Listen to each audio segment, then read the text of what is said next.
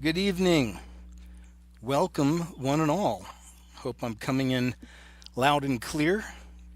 I already have a lot of people coming in. Thank you so much. Good to see everybody. Tamara, thank you, as always, my friend. Hope you're all doing well. Just want to make sure you can hear me. Everything's good. And we shall see. I start. Oh, there we go. I can hear it. All right, I think we're good. What is that? I'm getting some feedback. Oh, okay, I got it. There we go. Hey guys, how you all doing? Thank you so much for being here. Much appreciated. Um, got something special tonight. It's a show I really just kind of stumbled into last Friday evening. I was doing one of the shows I love doing. I love doing all my shows, but I really love doing the shows where I get to talk to you guys. So that it's the KJ's Call in Where Is Your Mind? And she was one of my guests. And within maybe the first 5 minutes of her talking, I knew that I needed to talk to her more because there's so much there. I could tell. I feel fairly well read on the subject of bloodline families. I'm certainly no authority on it. You're familiar with a lot of them, I'm sure. Rockefellers, of course, right? Rothschilds, Winchesters, the DuPont family, and more. So these are bloodline families, satanic bloodline families. But again, I don't know. I don't know tons about it. None of us do unless you're a part of it. So that's why it's always interesting to get a chance to speak to somebody who's been through something like this and they're willing to talk about it. You guys hear that? It's motorcycles. I got the doors open. My bad. Sorry. Hope that wasn't too loud. But yes, yeah. So just after talking with her for a few minutes, I knew we needed to talk more. I knew she'd be a fascinating guest. So she agreed to do this. Her name's Kim, and she comes from a bloodline family, and we're going to bring her on here in just a moment. And because I don't know much about her. And that's exactly the way I like to keep things like this. I used to do interviews long ago, many years ago. Some of y'all remember some of those. And even during those, sometimes people would ask me before, what are our talking points? What are we going to go through? Whatever. And I never ever want to do that. I always tell them, like, even now we might be talking too much. If I'm talking to someone before the show, it's like I really want it to be fresh, even for me, for the audience also. But we'll have a natural conversation, a real good conversation. It'll be smooth because it's going to be real, and I'm fascinated with this, and it's very rare. There's not a lot of these types of people who've been through the things that she's been through that are willing to come out. So please pray for her, and thank you very much also, Kim. Let me go ahead and go check over here, and there she is. So she's here. Let me go ahead and bring her on. And just before I do, just want to say thanks again, you all, for being here. It's fantastic to see you. Like I said, I don't know a whole lot about Kim or Kim's story. We're going to find out together. I think it's going to be amazing, just from the conversation we had and the little bit I've talked to her outside of that. It's going to be great. Okay, so on that note, without further ado, let me bring Kim in. Kim, are you there? Hi, KJ. Hey, you know what? It's so good to hear. Hey, let me switch something up real quick on my side. Something's weird with my settings. I just want to make sure I got this straight here. Nope. Give me a second. Let's try that. Okay, cool. Can you hear me okay? I can hear you just fine. Okay, great. My husband is here with me as well. So, do you want to say hi too? Hi, KJ. Hey, it's good to talk to you again. How you doing? I'm doing good. Good. I'm really glad y'all are here together. How's everything going? I mean, you feeling good? You feeling right about this? No nerves or not too many? Um, I read a really good meme today that says bravery looks like fear. I love it. It Well, feels that's like fear, and it should be fear of God alone. Only fear God. oh And yeah. that is, the lance of the Spirit. When you fear only Him, He's the one that moves on our behalf. And so, yeah, Well, I'll take the fear of God. Love it. Love it. Wise words, my friend. Indeed. Well, you already know our story. We talked mostly that night, on the show, and it was just great having you. And I'm so grateful that you agreed to come on here and chat with us. And also through email, I'd ask Kim if she'd be willing to take any questions, maybe after her and I get through talking, after however long it takes. And she's open to that, so she's gracious enough to do that. So we'll see. We'll cross that bridge when we come to it. And if y'all have any questions, you can ask, and we'll go from there. But just thanks again to the live audience. Thank you all so much, Tamara. Thank you. And let's just really start from the beginning, Kim. I mean, I get really my first question would be, do you remember or recall, around the time when you were little, maybe when you realized that your family was different than others, or did you ever have that kind of a realization? Oh, that's a really hard question to answer. And the reason is so much of my life is hindsight. I look back in hindsight. Right. When can I pick out a moment in childhood when I realized my family was different? Yeah. Um, I think probably before I was in kindergarten and I saw other little girls wearing dresses and pigtails and playing together, and I wasn't allowed to do that. I had very short hair. I was kept looking scruffy like my brother, wearing his hand me downs and super short hair. So if we went anywhere in public as a family, people would come up and say, they'd say, "What cute little boys you have," and so polite and so well mannered. And Wow. I would just be like ready to kick. I wanted to kick them in the shins. It's like, can't you see I'm a little girl? Like, what's wrong I, with you? what was their purpose with that? Did that ultimately turn into a form of programming, or? I believe it did. I believe it did. And it came from two angles, I guess. My mom was fearful of me being a little girl to be harmed and used the way she was. Ah, So okay. her protective personalities wanted to guard me.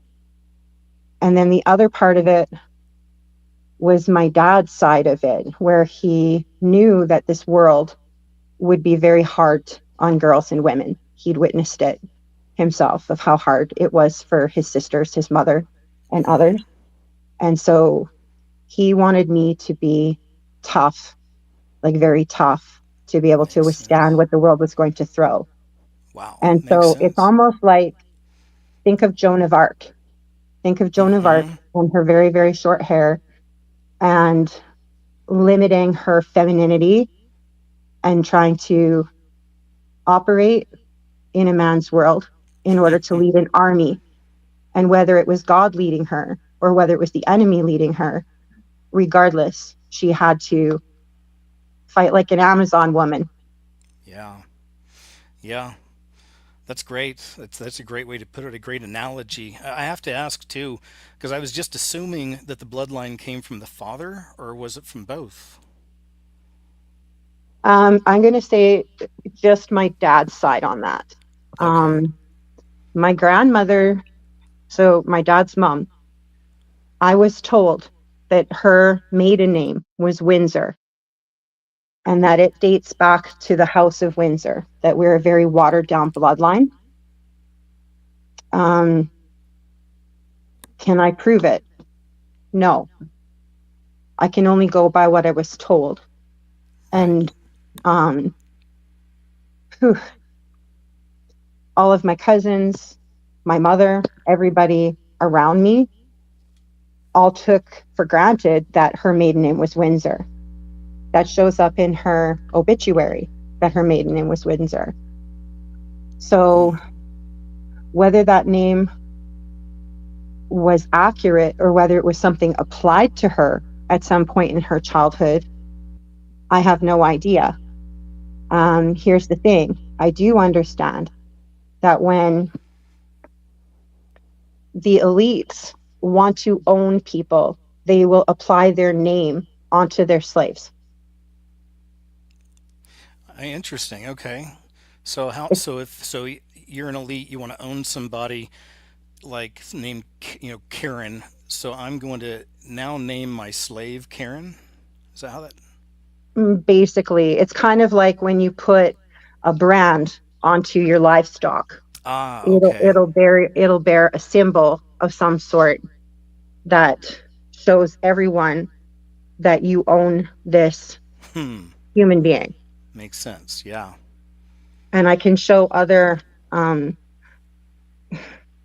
other points of that in life, um, not just applying to my family, but to others, like the Nixium cult, Right. when their slaves were branded with their names to denote whether their slaves were under Keith Rainier or Allison Mack, and who was their primary handler.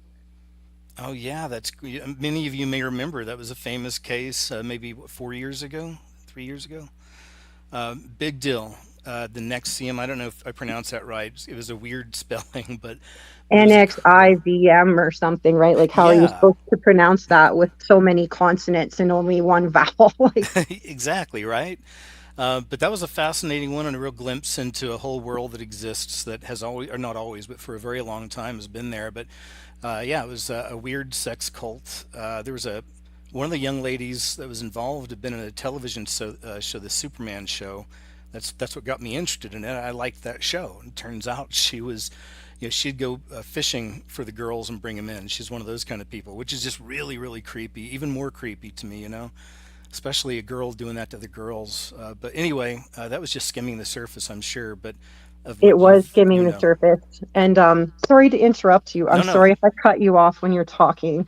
I just you're have good. so much to say and I get excited. I'm like a horse at the Do gate. it. I just want to run, you know? That's no, that's great. I'm excited to hear. So it's going to be perfect. Go ahead.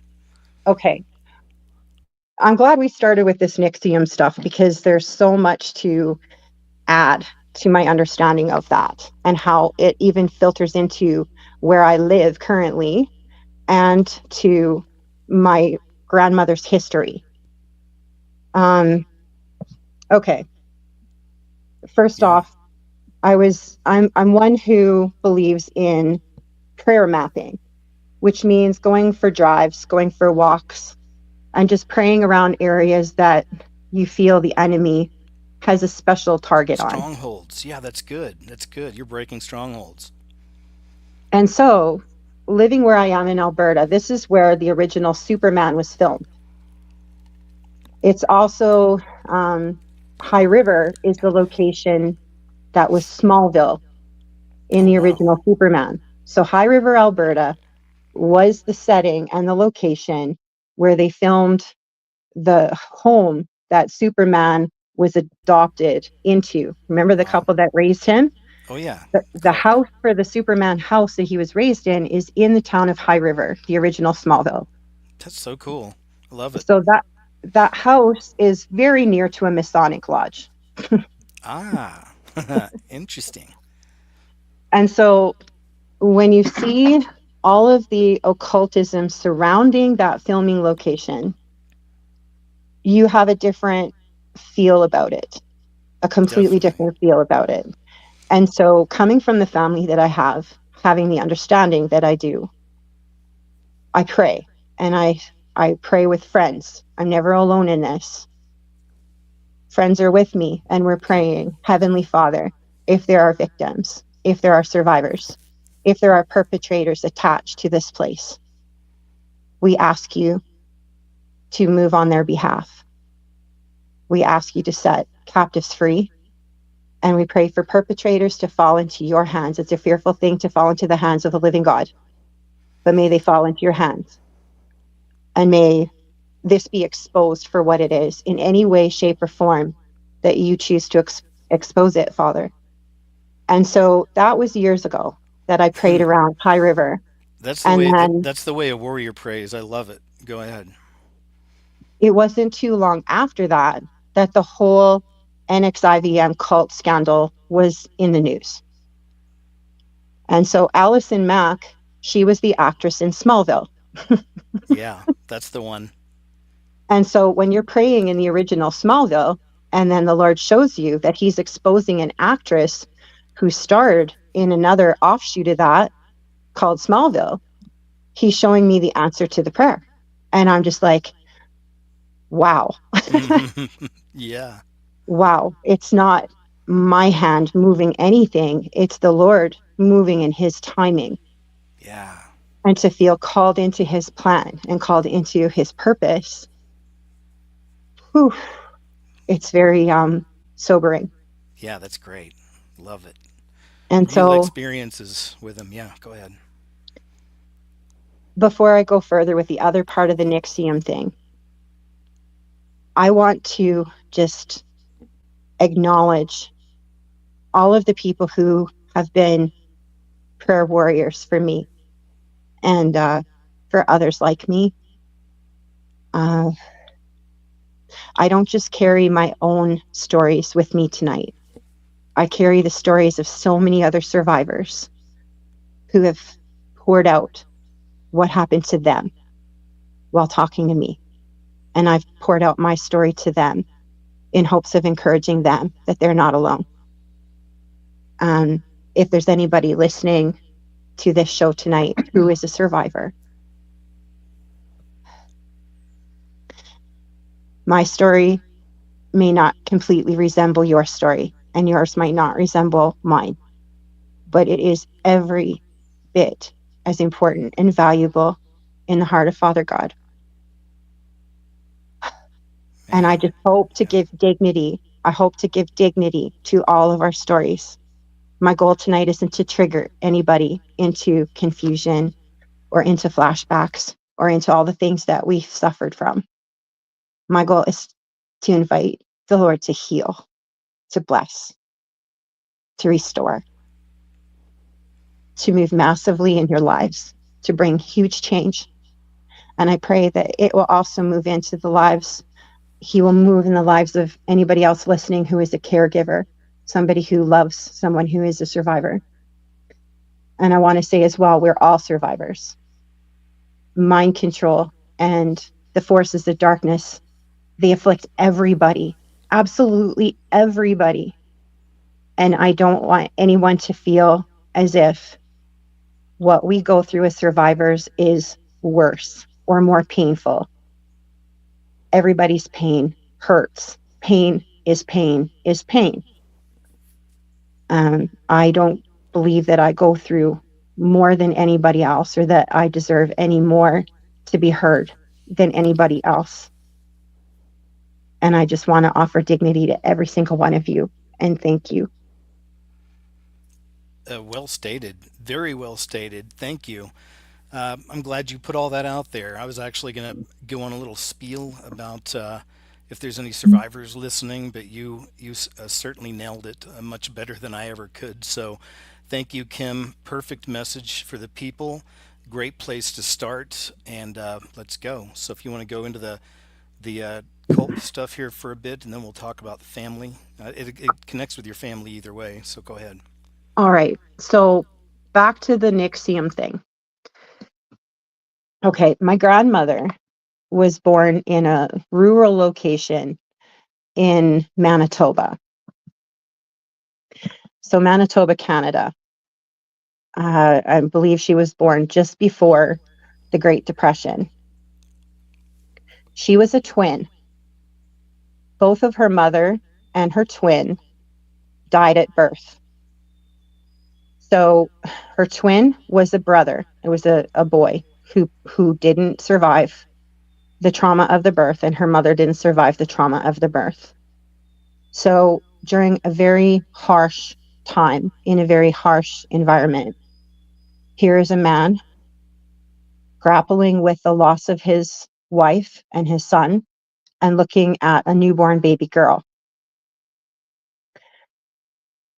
Times of grief like that are when the enemy strikes the hardest. He was filled with probably fear, rage, and he took the rage out on his daughter. He blamed her for his wife's and his son's death. And so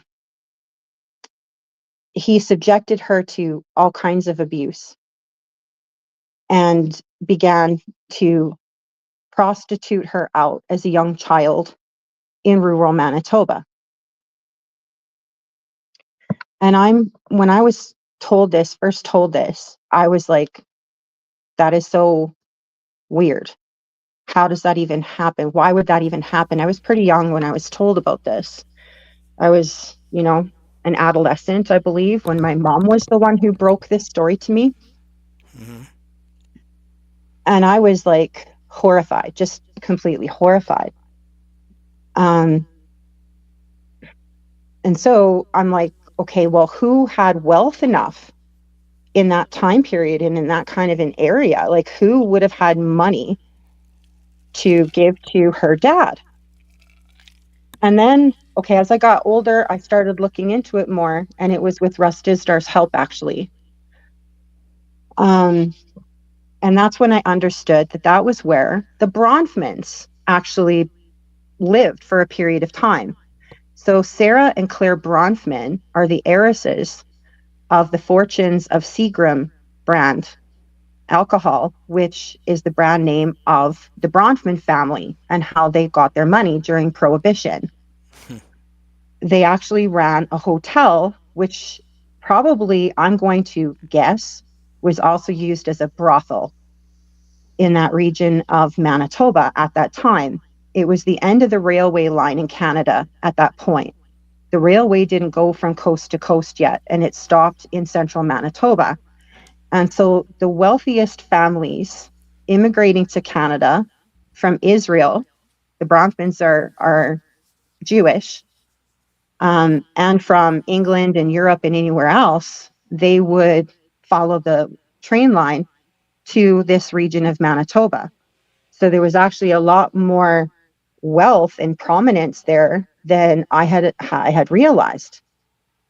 And so I'm guessing that my grandmother was very much affected by the people coming and settling in that region. So to know that, the Bronfmans were there, another prominent figure who was also in the region was Dr. Donald Ewan Cameron. For people who are not Canadian, I'm not sure whether you've heard of this psychiatrist or not, but he's a very prominent psychiatrist who oversaw the Nuremberg trials. He was the one who was selected to gauge fitness to stand trial of some of the worst war criminals out of Nazi Germany. So conflict of interest there, because Dr. Donald Ewan Cameron worked also for the CIA. He was doing mind control programming, some of the early research in memory wiping and in psychic driving.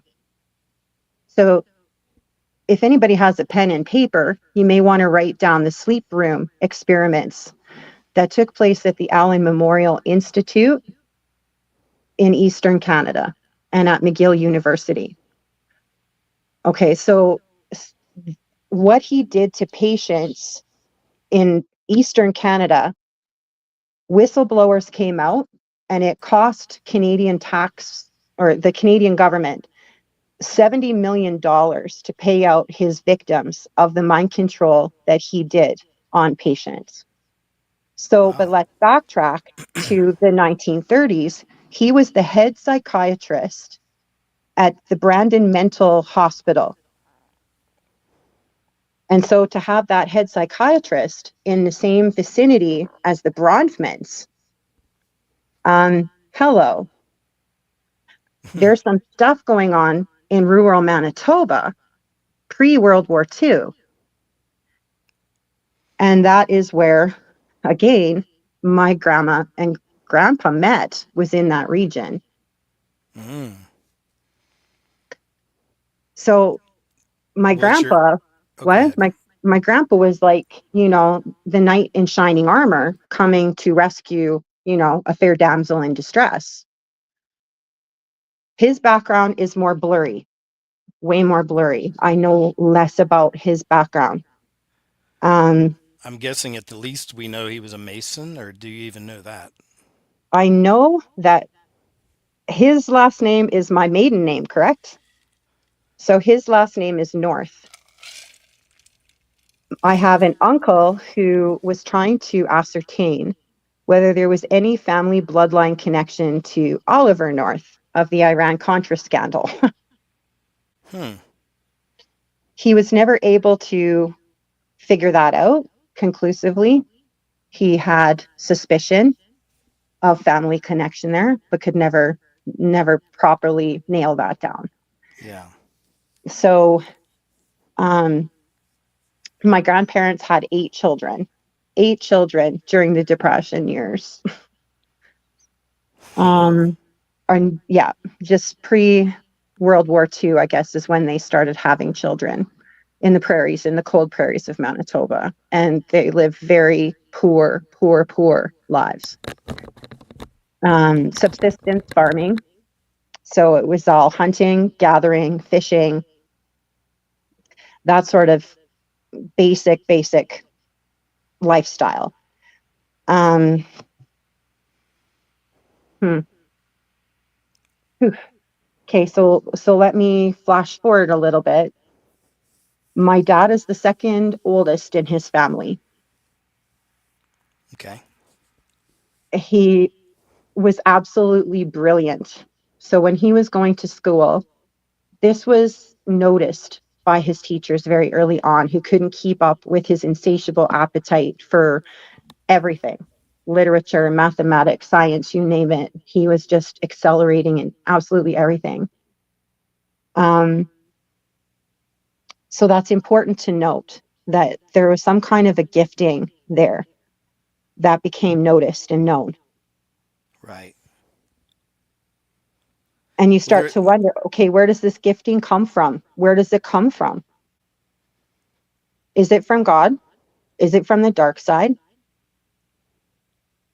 Because coming from a bloodline, of course, you need to wonder that. And when you know that occultism is all around that area and that this family is plugged into it, you really need to wonder. do you know about or remember anything about maybe 30 years ago, 40 years ago, something like that? But they used to send these groups out to schools, to all the elementary children, and they would test them on these kind of strange things. And I can't remember what the name of it was. The what You're this talking about the Gates programming that I was a There you part of. go. Oh, you were a part of. Okay, let's Yeah. talk about it. So Okay. you do know about it then? Okay, yeah. Let's talk about it. Go Okay. ahead. Um, my dad, I have to get back to him on this because that's where the connection lies. Okay. Okay. He he and one of his brothers both ended up joining different compartments of the Canadian forces. My uncle ended up joining the Royal Canadian Navy, and my dad applied to the Royal Canadian Air Force. Um, there's reasons for that and a long reason for it, but I won't go there. He wanted to become a pilot in the worst way. So they did all of the testing on him and determined that because he didn't have 20/20 vision, that he would never be able to be a pilot for them. But Wow. all the other testing that he did, he scored so high that they really wanted him to take a position in research and development. And we're talking human resources, human research and development. So he said he only worked there for a period of 3 or 4 months, decided it wasn't for him, and decided to go to the University of Manitoba to become a teacher. He went to teachers college. Well, his ride was paid for. His family was so poor they couldn't pay for it. So how did it become paid for? How did he get his education covered? Well, by becoming a volunteer out of the psychology department for a professor by the name of Dr. John Zubik. Anybody with pen and paper can write it down. Zubek. Zubik. Dr. John Zubik was funded by the defense departments of both the United States and Canada and other alphabet agencies funding and flooding money into his department to do research on sensory deprivation and isolation. He recruited volunteers, student volunteers for the research. And in exchange for that, it would cover a large portion of their tuition and the costs of their university education at the University of Manitoba. So, how did my dad hear about that, and how did he end up being a chosen volunteer? Was likely because of his connection to the Royal Canadian Air Force. See how that works when you have contacts? Oh, yeah. And when you're a bloodliner with a high IQ, you just naturally get selected for something like that. Yeah, funny how that works. I'm sure there were probably reams of volunteers for that, wanting a free ride. A lot of others who probably could have used that same sort of a ticket. And it's But too bad. It's too bad because that kind of thing just adds to those people's pride and their deception. It's like, you know what I mean? It's like, and you'll get your earthly rewards, sure, but man, this life's but a vapor. I mean, it's not worth it. But some people are built different, I guess. Power gets to people. Anyway, go ahead. okay, so a little further, my dad, after teachers college, ended up getting a position in a town called Alonza, Manitoba. And it was a 2-room schoolhouse. So think Little House on the Prairie, okay? Yeah, yeah. Love My it, by dad the way. Go ahead. my dad playing the role of Carolyn Ingalls. That's kind of funny. Okay. So some of his students were actually from the indigenous lands and reserves in the area. There had already been many scoops, what they call the indigenous scoops, where the Catholic Church, military, and state were taking children, the indigenous children, away from their families and raising them in schoolhouses, the residential schoolhouses. And they were grossly abused, very grossly abused. And my dad was Just physically and sexually, or I have to ask? physically, sexually, mentally, Wow, the whole thing. A the lot of whole them were thing. chemically sterilized or put through sterilization so that they would not have children when they grew up. Dang, that's so wicked. So, if anybody's ever watched Yellowstone and the programs to sterilize native populations, there was a scene that depicted that in the Netflix series Yellowstone. That is Yeah. very real. That is very real, and that went across North America. It wasn't limited to the United States. It was everywhere. Wow. And so my dad was aware of this, and he cared for these children in a huge way. Um, anyway, one day when he went home to his parents' farm, because he was the second oldest and very concerned about his family's well-being, um, there was a lot going on there. They were under watch from the military. My dad's family was always there, and there's reasons the military was always on the farm. Um, the military took advantage of not just Indigenous people, but also of poor white families. And I'm not going to blame all of the military. I'm not going to say that all of them were involved, okay? Because I believe that there's good people everywhere and there's bad people everywhere. You know what I mean? So I'm not trying to make a Yeah. blanket statement or use too broad of a brush. Um, so anyway, there were certain nasty factions of the military who had come and taken advantage of my dad's sisters and his mom. And I'm talking sexual advantage of them, Wow. overpowering my grandfather Dang. so that my grandfather couldn't do anything about it. Well, there was one day my dad came home to the farm and his dad had literally lost his mind. He had tied my grandmother to a chair and had branding irons in the fire. And Whoa. his plan was to brand my grandmother. My dad stopped it in time. Had Wow. to had to corral his own dad, had to comfort his mom, had to comfort his siblings, try to manage this entire chaotic, traumatizing situation, and take my grandfather to the Brandon Mental Hospital. Dr. Donald Ewan Cameron, I don't believe, was overseeing or head psychiatrist of that hospital at that time. But believe me, there were protocols in place that began by Dr. Donald Ewan Cameron. My grandfather ended up being diagnosed with schizophrenia and delusions of grandeur. He was screaming and yelling that his wife and his children were his property. His property. They did not belong to the government. Whoa. They I did not mean, belong.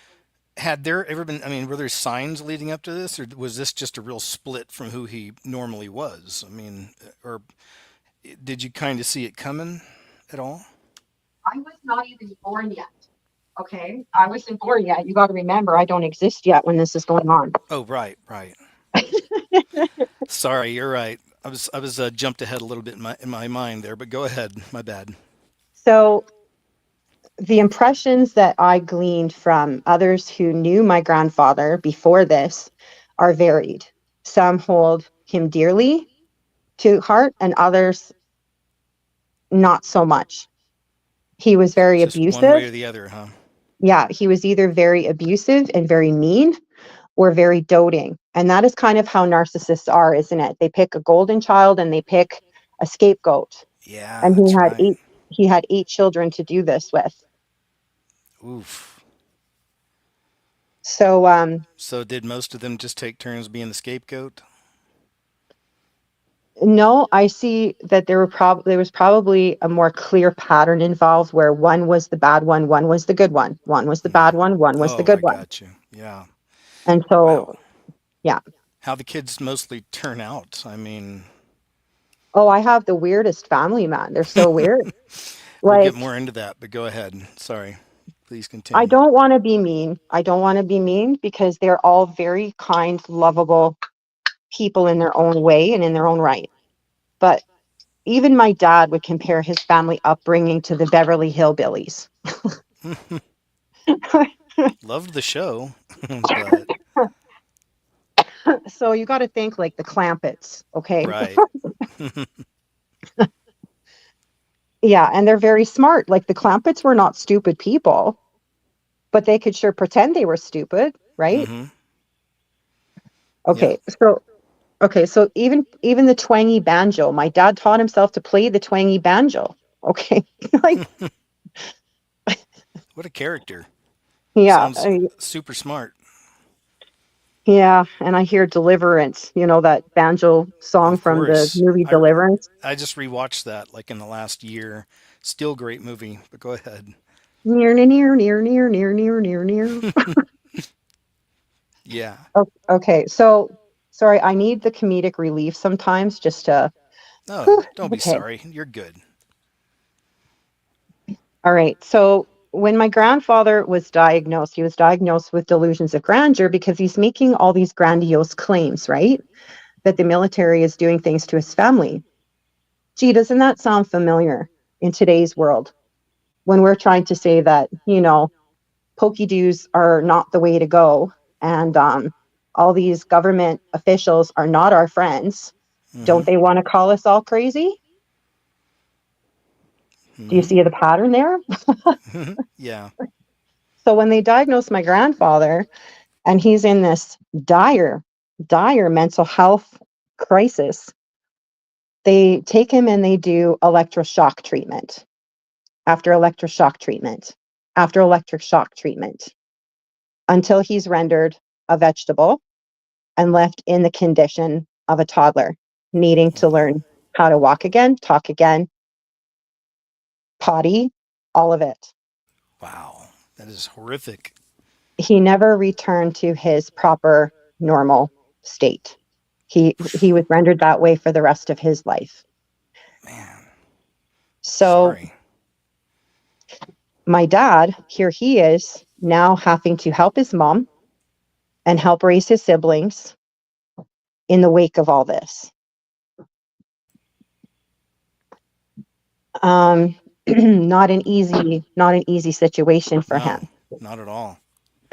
So please bear that in mind that he was a highly traumatized man, my dad. Right. But and so anything he did to me was probably the result of that trauma and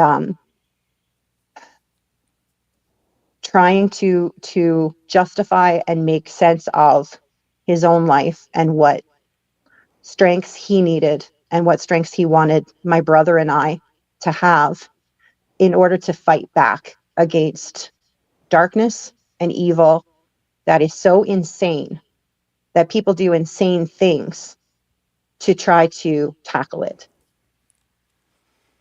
So when you think of superhero programming, the idea of superheroes, you've got supervillains and you've got superheroes. The mindset becomes to create superheroes who have extraordinary giftings and abilities in order to go against the most diabolical, demonized human beings on the planet. So the thing is white witchcraft will never defeat black witchcraft because they're both the same thing. They both lead to the same place. Exactly. And that is the confusion that I believe gripped my dad. Ah, I see. Yeah, and keep going, but no, a lot of people fall for the white magic thing. It's very enticing and alluring, but it's still a deception. Go ahead. Yeah, yeah. Okay, my mom's side is a whole other story, but I still want to keep going on my dad's side for a little bit, just so that I know that it's been properly covered before I start Yeah, talking about my mom. go for it. Okay, and this will lead into the gate programming for me. So just help me stay on track here, okay? Remind me that we want to talk about that gates program. Sure. Um, okay, so my dad does this research with Zubik. When my brother and I came along, he still had these prior connections, okay? And he ended up volunteering, I believe my brother and I, whether he did whether he volunteered us or whether we were just already targeted individuals, I don't truly know. But we became used as juvenile studies for Dr. John Zubik. How If you old? go in, if you go into the files and into the archives at the University of Manitoba, you can access little bits of information that are contained there. And so I came across just basic proof that yes, he was doing juvenile studies. My brother is blind in one eye. So isn't it interesting that they had studies in monocular deprivation? They wanted to know what happens in the brain for a person who is blind. Hold on What now. other I'm sorry. I just want to make sure I'm tracking those. So, your father became a teacher, right? And he was a part of this study we're talking about, yeah, correct? Okay, go ahead. yeah, yeah. So my dad, that's how he went through university, right? Yep. But then after that, he remained in contact, I believe, with the research going on at the university. So when he ended up leaving teaching and moving to Winnipeg, he'd ended up helping his siblings and his mom find new places to live, to sell the farm, to move on with life. So now he's living in Winnipeg with my mom, and they start their family. My brother and I are both there. Um, my brother, I was told they learned that he was blind in one eye when he was between 18 months and 2 years old. They Hmm. adamantly told both of us that the blindness was the result of being given too many silver nitrate drops in his eyes at birth. They used to apply silver nitrate to all babies at birth. So they say that that's what caused it. But please tell me, how would they know that 2 years after the fact when nobody seems to be able to put together that vaccines today are causing all the after effects? Oh yeah, and I'm sorry. We got to remember we're on YouTube. That's one thing I forgot to say at the beginning. So just we got to be careful with that word, I guess. And you understand. I lost a channel, and I just am still a I'm little gun sorry. shy. No, no, no. I'm You're sorry. good. You're good. It happens. I meant to even throw that out there for us, just to be creative with our words, and but go Okay. ahead. I'm sorry. I'll try to be a lot more cautious of that. You're cool. Yeah. You're cool. You Okay. didn't know. So Go ahead. I'm just trying to make that point though, that how would my parents be and anyone else be able to say that my brother's blindness was the result of a medical practice when today we have people walking around with all sorts of symptoms Oh and yeah. health problems and don't seem to be able to correlate that with anything medical? It's a heavy delusion, man. It really is. It's just an incredible heavy delusion. It's like they have some kind of a covering or something over them. They just can't see. It's So spiritual. Go ahead. it's not a new delusion.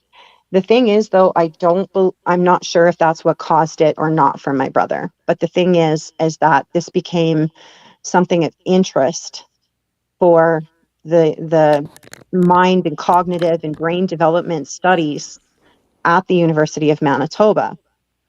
Um, my dad once asked me to think about the fact that we only use 10% of our brains.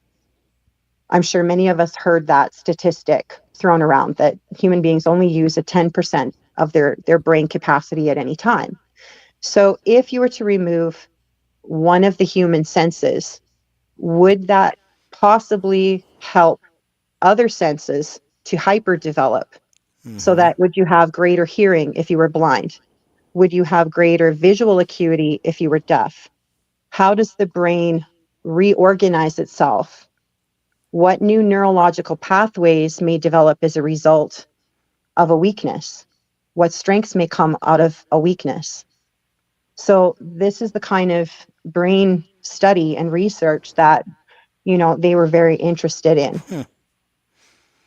It's that's so interesting because we see that now as the plot on so many sci-fi movies and TV shows. They try to put it out there, and you know how that works. That way when you try to tell someone the truth, they're like, "Oh, I saw that on a TV show." But anyway, I appreciate it. You're doing great. Go ahead.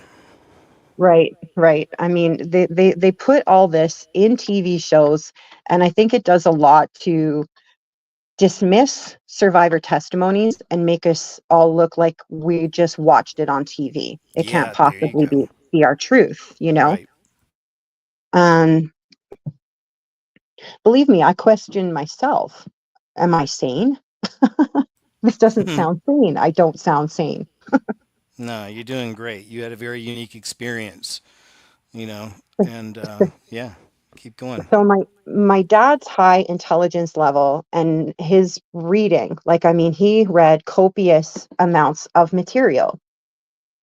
So of course he got into all the esoteric and spiritual and religion and all these different things too. So he named us very strategically and carefully. He named my brother Darcy. If you look up the meaning, it means dark eye. Hmm. So how did he name my brother Dark Eyed One before he even became blind in one eye? Oh wow, interesting. Um, my name, he wanted it to just be Kim, but the Canadian government didn't allow short form names on birth certificates. People at that time in the 70s needed to go with long form names. So I ended up with the name Kimberly. The reasoning for that is many, many fold. My mom's favorite actress was Kim Novak, who starred in Alfred Hitchcock's Vertigo. My dad understood Mayan prophecy, and he also knew a book named Kim. The man who wrote Jungle Book, um, let me think of his name. Who wrote Jungle Book? He he Oh, Sir Conan Doyle, or Right. Thank you very Yeah. much. Yeah. Thank you very much. You're Okay, welcome. Sir Arthur Conan Doyle. He wrote it, but he also wrote another novel named Kim. Oh, really? Okay. Okay. And so my dad named me after that book and the character Kim in that book. So when I was older, he sat me down in front of the TV to watch that movie. I was so bored. I was like it was beyond my age. It was beyond my ability to sit still and watch the thing. Um, Now, what was the but that idea behind it? if you read the plot synopsis and the character synopsis, there was something called the Jewel game that Kim was forced to play or asked to play. The Jewel game my dad played with my brother and I in our kitchen. What it was putting a card table, putting together a little card table and putting all sorts of little objects on that table. And then he would have us come in and look at it, memorize everything we could, and then he'd have us leave the room. He'd move objects or remove objects or add new objects.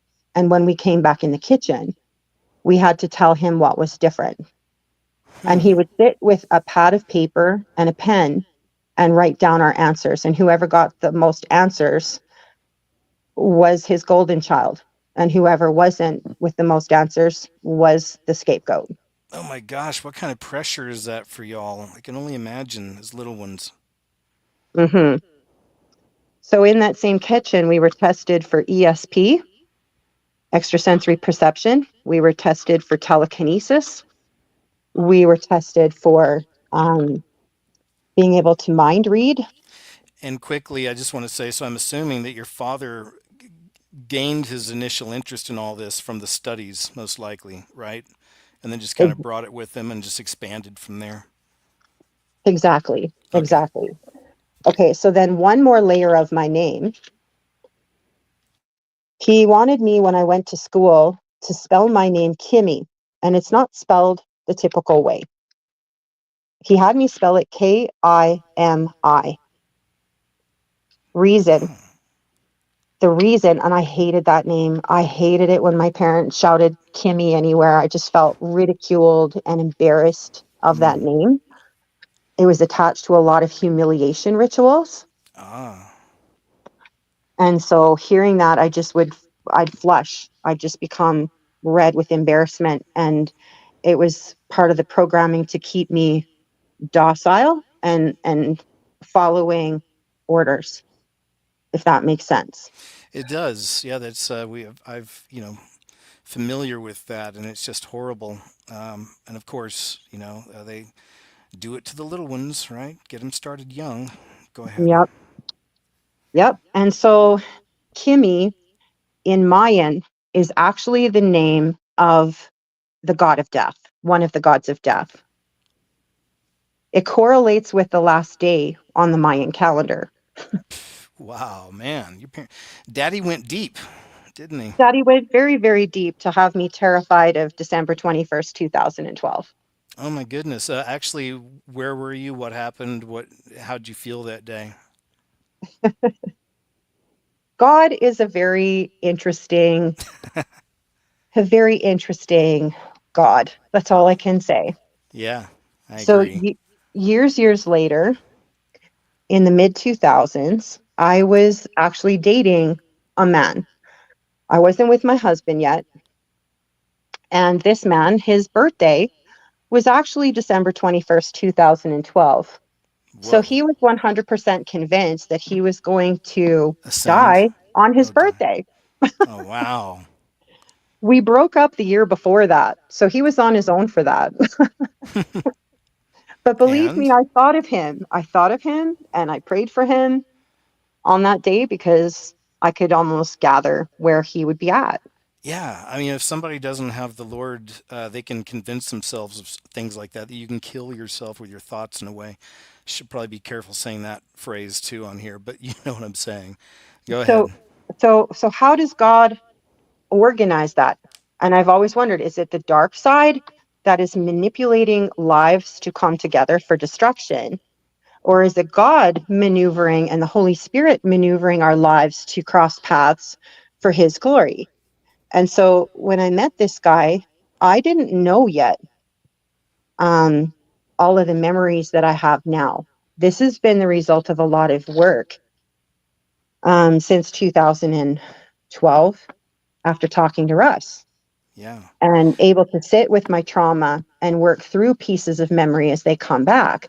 And so I look back and I go, whoa, like the Mayan calendar, the meaning of the name Kimmy. Whoa, I dated a guy whose birthday correlates with that. How did that all happen? How did that even happen? That makes no sense. I must be insane. Oh man. Yeah. No, please continue. Huh. Um, some of this is just, it feels too strange to be true, you know? Oh, there is something, and yes, I could imagine, Kim, but I wanted to ask you, because I'm sure the audience would be interested in this as well. If you want to maybe briefly talk about the Russ Dizdar connection, how that happened and what it was like and what you got out of it, if you don't mind, just a few minutes on that, All or however right. long you want. There's no time limits tonight, so go ahead. As you know, and probably a lot of your listeners, Russ Dizdar was just the most dedicated, devoted human being to God and gave him the most unique ministry, I think, that could ever exist. Um, all Because right. he was really fighting like a real spiritual warfare in so many ways there. But go ahead. Yeah, and every one of us that he came in contact with, I believe, the spirits surrounding us, would hate that, right? So they're going to stir up like bees around us and stir up like bees around him. Yeah, no small undertaking. Oh So no. I was working at FedEx for a long period of time, and I became very worn out. I was a single mom. I have post traumatic stress disorder. I'm running around the downtown streets of Calgary in a downtown courier route that was just, oh, so much, so much information I gleaned. I was already waking up.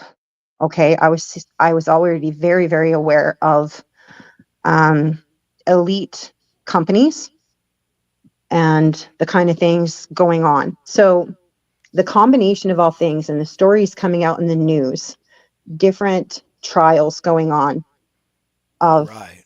sex crimes and all that sort of thing. It's like daily I'm just being pummeled and triggered and pummeled and triggered and pummeled Man. and triggered. And I have to go home to my children and try to function as a mom when I get home. Wow. I was so exhausted that I ended up having a breakdown um, at work Hmm. in a hotel called the Le Germain Hotel. So now think of Saint Germain and any of the mythologies and the Oh the yeah. history going into Saint Germain. So I had my nervous breakdown in a hotel called Le Germain Hotel. My one of my coworkers found me, scooped me up, helped me get my bearings, and I got back home somehow. And that is where I ended up on disability for quite a long period of time. And as a result of that, and talking to health counselors, psychiatrists, physicians, I ended up being given information to go online to a health site, a mental health online site that is meant for people with these conditions like PTSD in order to find articles and information and message boards with others who can connect on the message boards and talk back and forth, leave messages for each other on a wide range of subjects that pertain to us. Hmm. So I went on that health site and I started reading other people in my province, their stories. Now you got to understand this health board is provincial in Canada. So each province has their own health system basically. So this is geared for mostly Albertans who are going to go onto this mental health site. And there's psychiatrists and psychologists and whatnot that oversee the whole system. So when I read other people's stories and accounts of the trauma that gave them PTSD, the flashbacks they're having, the dreams that they're having. I would write them prayers. I would just write them little prayers. Hmm. Well, I got in so much trouble. I was given strike 1, strike 2, because people were really sick of seeing my Jesus freak stuff. All right. Yeah. And so finally, this one woman, she reached out to me and she says, if you're looking for a Christian viewpoint on all this, you need to find Russ Dizdar and his page called Shatter the Darkness. So that is how I heard about him, was through another person who had health issues, and she Yeah. knew of him. So I went Oh, to that's his site great. and I began listening to all of his podcasts that Shatter the Darkness. I can't tell you how many times I fell asleep listening to his sermons, listening to his messages, Yeah. one after another, and digging in his archives and just connecting with people on his Facebook page. And, that's how I got to know him. And Beautiful. he didn't get to know all of us. There's no way he could possibly get to know all of us who appreciated him. But I Yeah. began leaving longer letters for him in Messenger. And he answered one of those messages and got my phone number, and we just talked. And he prayed for me, explained prayer mapping, explained how to allow the Holy Spirit just to show me and lead me and guide me through memories, and to be able to go back through them and piece things together more and more. And so that's how it began. I'm so glad you're getting into this about him because he was so next level. And I think a lot of people are probably just familiar with maybe a few clips here and there, that he's put out there, maybe talking about the book. But there's so much more. He was his own. I mean, he really understood things about deprogramming and real spiritual warfare, and he really thought this out. So go ahead. I really love hearing it. Thanks, Kim. No, thank you. I can't thank you enough for giving us all this opportunity, you know? Oh, you're so welcome. I'm enjoying it. It's great. So, of course, while I'm listening to him and learning more, the spiritual warfare through my house and around my house was pretty insane. Hey, Oh yeah, I'm sure. um, by that point, I had already stopped communication with my family, with the exception of my brother. So I was very alone at that point in time, and struggling day by day. Whew. It's only by the God's grace that I'm still here. It really Yeah, is. It really, really is. Sorry for beautiful. crying, you guys. No, no, please, Um, no worries. husband is prepared with toilet paper. Thank you, honey. Hey, you're talking to a crier over here too. Trust, I know exactly. That's feeling his presence. It's beautiful. It's just like that's why I have to be careful live shows talking too much about him or thinking on that level or whatever because you'll just start feeling it. You know what I mean? Right? Anyway, but go ahead. Yeah. Oh, okay. So where do I go next? Let's go. Oh, with Let's, Russ. So, yeah. So Russ. So he contacted you, and then how did so you met with him, right? I mean, no, no. I'm in Canada. He's in the oh, I U.S. got you. Okay, that's cool. I guess that's what I wondered if you guys had ever met up, but no, that's great. No, I think you're right. So we covered Russ. We're going back. So your Okay, father was conducting experiments on you guys, the games he would play, and have you find objects. Go ahead. right. And so, yeah, like I said, that was called the Jewel game. Um, if you look at the whole plot synopsis of that book, there's masonry involved. There is secret intelligence operations involved. There is a Dalai Lama Buddhist kind of monk involved. There's the concept of escaping the wheel of things. So think of Da Vinci's wheel and the Da Vinci man and the wheel of things. And now we have the Internet of Things and CERN and all this stuff and spirals in the sky. And this talks about the wheel of things and trying to escape the wheel. And so this Kim character is helping this llama, and they're on a quest together to escape the wheel of life and being stuck in repetitive cycles. So found that interesting. um, okay, so that's who I was named after. Now my birth. Whew. Help me, Lord. Okay. I was born on August the 4th, 1970. That doesn't mean very much initially, right? But it's strategic. If you know who else has been born and died and events that have taken place in the days leading up to it and the days following it. I'm not saying that I am special here, because everybody, their birth, the timing of their birth and their death is in God's control. The enemy believes he's in control, but nothing is outside of God's plan, right? Can you explain to the people how they would try to plan this out perfectly so that you'd be born on whatever day? Is that a part of a process or anything? If you look at the days when rituals take place, sex magic rituals, they're Yeah, high there's days of say the year. They're satanic holidays and stuff. Yeah. exactly. And that is to conceive in order to try to have a birth occur at a time of the year when they want their child to be indwelt by the God that they offer that child to. So here goes. If a child is conceived around the time of April Fool's Day, between April 1st and let's say April 5th, they're going to be born near Christmas, right? 9 months go by, Christmas comes around. And so Right. through the winter solstice is when the April Fools will be born. Ah. So let's list a few of these April Fools, shall we? Fauci was born Christmas Eve. um, He was a real gift to the world. But go ahead. right?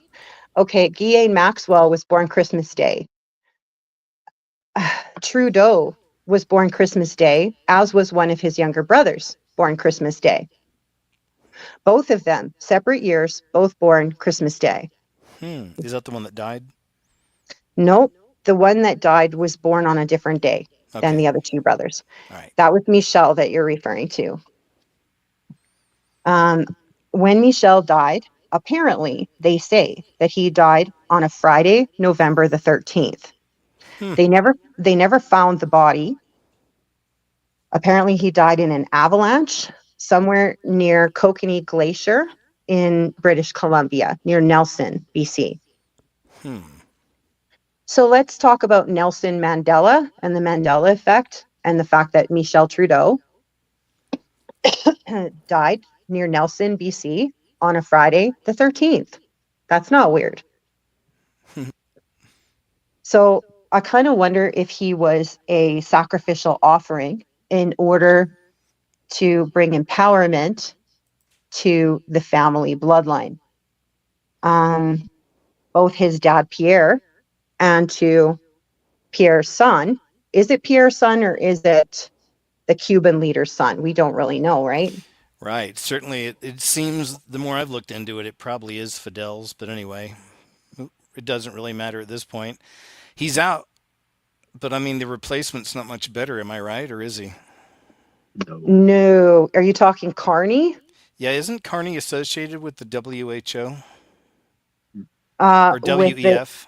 yeah, yeah, Okay, thought so. with the WEF. Yeah. Spell that backwards. It's few. The WEF is Right. the WEF is for the few, not for the many. That's really interesting how that works. Like Doge backwards is EGOD. Right? And Yeah. have you looked at Doge in Venice, in ancient Venice, what the Doge was about? No, I haven't gone that deep with it. What is it? Try it sometime. Okay. All right, I'll see you later. Oh, I mean, so do you want to tell maybe a little bit or go ahead? If not, it's Okay, okay. We can move on. I'm just going to say every doji has his day. Oh, okay, I got you. That's probably why he uses a dog as the logo. Right? Yeah. Exactly. It's Doge. Who let the Doges out? Mm-hmm. All right. So, okay, so that shows kind of the coordinated timing of birth. There was a, oh God, who is the military guy who was the top intelligence for Trump when he first began his presidency in Yeah. 2016? I can't Flynn, remember. General Michael Flynn. Oh yeah, Okay. yeah. All right. He was born on December 24th. Wow. And Okay. there was a prayer speech he gave one time I saw that it. was word for word the exact same speech and prayer given by Elizabeth Clare Prophet. Now she was a prophetess of the I am movement.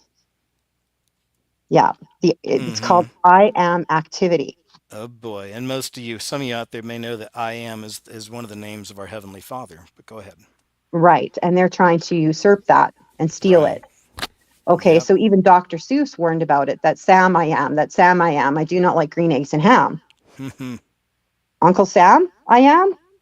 No, it's not Uncle Sam. God is not Uncle Sam. Sorry. Um, Right. so this I am activity movement of Claire Prophet was actually an offshoot of Alice Bailey and her workings and the Lucius Trust Foundation. She was inspired by Alice Bailey and Helena Blavatsky. So when she's, doing her prayer summoning, and then you see General Michael Flynn doing the same thing word for word in front of an audience, that audience was literally saturated in that same demonic presence. Yeah. He was born. Would you care to guess when General Michael Flynn was born? 24th? Yep. You Yep. said He's an April Fool's it. baby too. You and win. but you You know get what? a Yeah. Dogecoin. You get a Dogecoin. Ding, ding, Yeah, ding. I just never liked the guy personally. I mean, nothing against him, but just the feelings and, you go by, how we go by our instincts and just always had a slimy feeling about the man. But unfortunately, Trump's first administration, he was surrounded by a lot of wolves and some real slimy people. Yeah, Um, he jumped right into a swamp, right? yeah, he really did. It was crazy. It was just 4 years of all that Trump bad on all the mainstream, and now we're still getting stories of people getting beat up because they're wearing their MAGA hats. Or guess just saw one this week, a guy got kicked out of a bar, for wearing a Mm-hmm. MAGA hat. It's like, so there's that imprinting they did to the people. I mean, millions of people all around the world.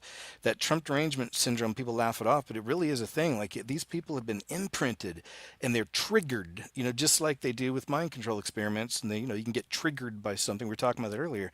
And now that's happened to the masses. That's just one example. It's Right. totally freaky. Yeah, but go ahead. And that's why, all this stuff has really bothered me so deeply, is because I'm going to be frank. I knew it was coming before it unrolled. I could see all the pieces coming into place before they rolled out. 2020 thing. Exactly. And Yeah. so I'm freaking out, and I'm trying to warn people who are looking at me like, you're cuckoo. Like, what are you so stressed out about? And I'm like, because I can see what's coming and you need to get ready. You need to get ready. You really, really need to get ready, because what they did to me, they're going to do to everybody. Yeah. And Um, I can't stop it. This is a boulder running downhill, but I feel like with the superhero programming that was put on me, that I'm supposed to save people. I actually want to go back to some more of the programming. So just quickly for me to consolidate. So father uh, learns some tricks during these experiments. He's goes into education, brings the tricks, starts expanding his mind, looking into the occult and all these rabbit holes. Starts finding out a lot about like power and Satanism and witchcraft, and started using some of these techniques on you. Was anybody else with him or helping him? Was there any other people, or was it just your father alone doing this? Was your mom involved? My mom's side of the family was involved. So my birthday again, others who were born on October 4th. Barack Obama was born on on August 4th, sorry, on August 4th. Barack Obama was born August 4th, 1961, 9 years before me. Meghan Markle, Harry's wife, was born on August 11 years after me. Whoa. Remember I said that my grandmother's maiden name was Windsor. Yeah. Her mother, so the Queen Mother, Elizabeth Mackenzie Bowles Lyon, was also born on August 70 years prior to me. So my life was kind of in a midpoint of a 9/11 vortex. So yeah, oh, very strange. Now, 9/11 in Hebrew calendar points to the ninth of Av, the ninth day of the 11th month on their civic calendar, not on their religious calendar. It is the day when the first temple fell, when the second temple fell, when they were excommunicated as a nation out of Spain. So the ninth of Av is a day of mourning for the Hebrew people. So the Gentile inversion of this is our 9/11 when the towers collapsed, right? Yeah. So it also became a day of mourning for the Gentile nations. And I find that kind of interesting, right? So anyway, so Yeah. my brain, because of that jewel game and because of the things they did, I'm like a lint brush. I'm meant to pick up these little details, these little fine point, frog hair, chicken teeth kind of details. Yeah. um, and it's not fun. It's not fun because your head just feels like it's going to explode You sometimes with too much you information. yeah, you'd mentioned you're also an INFP, so then you understand about the mind loops we get into, the thinking loops, and Well, yeah. and you can't turn it off necessarily, and just yes, I think I understand you on that level. I know what you mean. It's like, yeah, it's just nonstop. So anyway, but then So, we do things in our lives to balance it out. All right, please right. continue. Yeah. And God shows us amazing miracles that compensate all the time. Yep. So,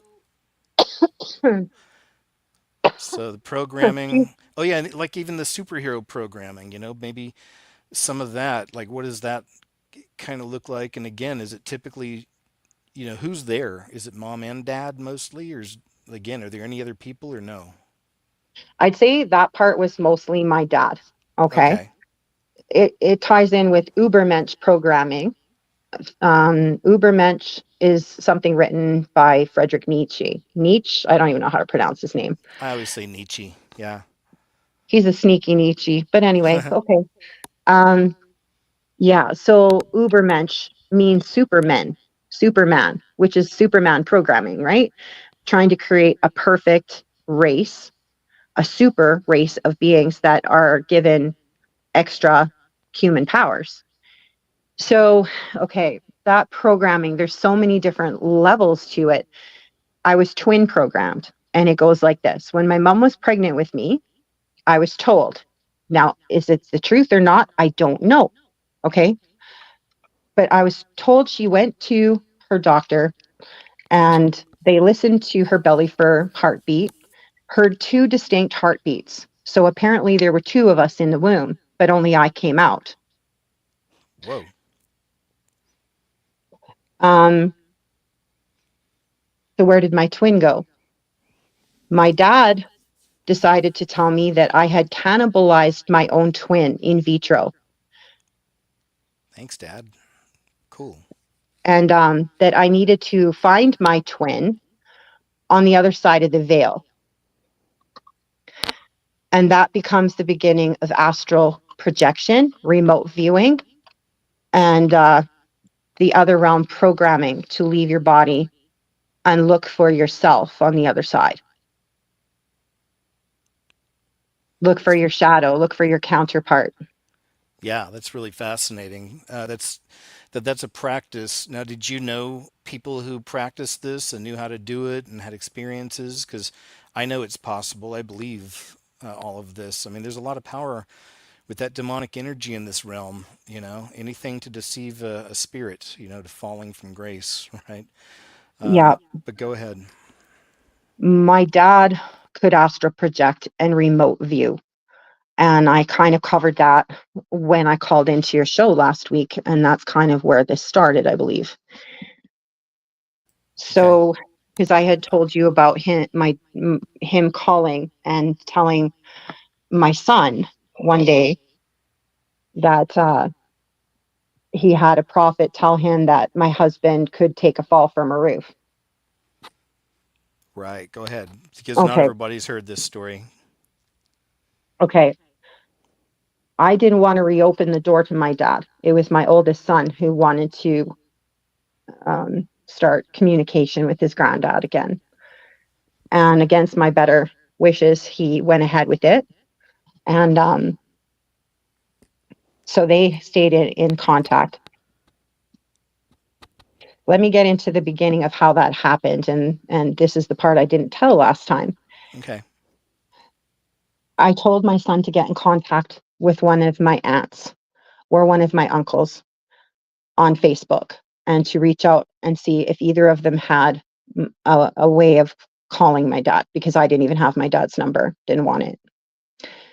So he did that, obtained my dad's number, and I said, you better be very, very cautious about this and certain that this is what the Lord wants you to do. And he goes, okay. He says, I'm not going to do it right away. And he folded this little piece of paper with a number on it and forgot about it for a period of time. One day he comes in the door and he comes home after work and he's, Mom, this is really wild. And he says, I need you to brace yourself. And I'm like, okay, should I sit down? Should I Yeah. sit down? Because like we're just surrounded by hooky dooky weird stuff. And I'm like, do I need to sit down? He goes, nope.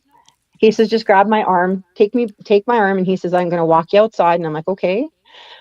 We stand behind his SUV that he was driving. And he says, look at the numbers on my license plate. Got it? And I went, yeah. So it's a series of 3 letters and 4 numbers. Then he opens up the little slip of paper from his wallet and he says, look at Grandpa's phone number. The last 4 digits of the phone number matched the 4 digits on his license plate. And he says, I think we have a sign. I think I was just given a sign and it's today's the day to call Grandpa.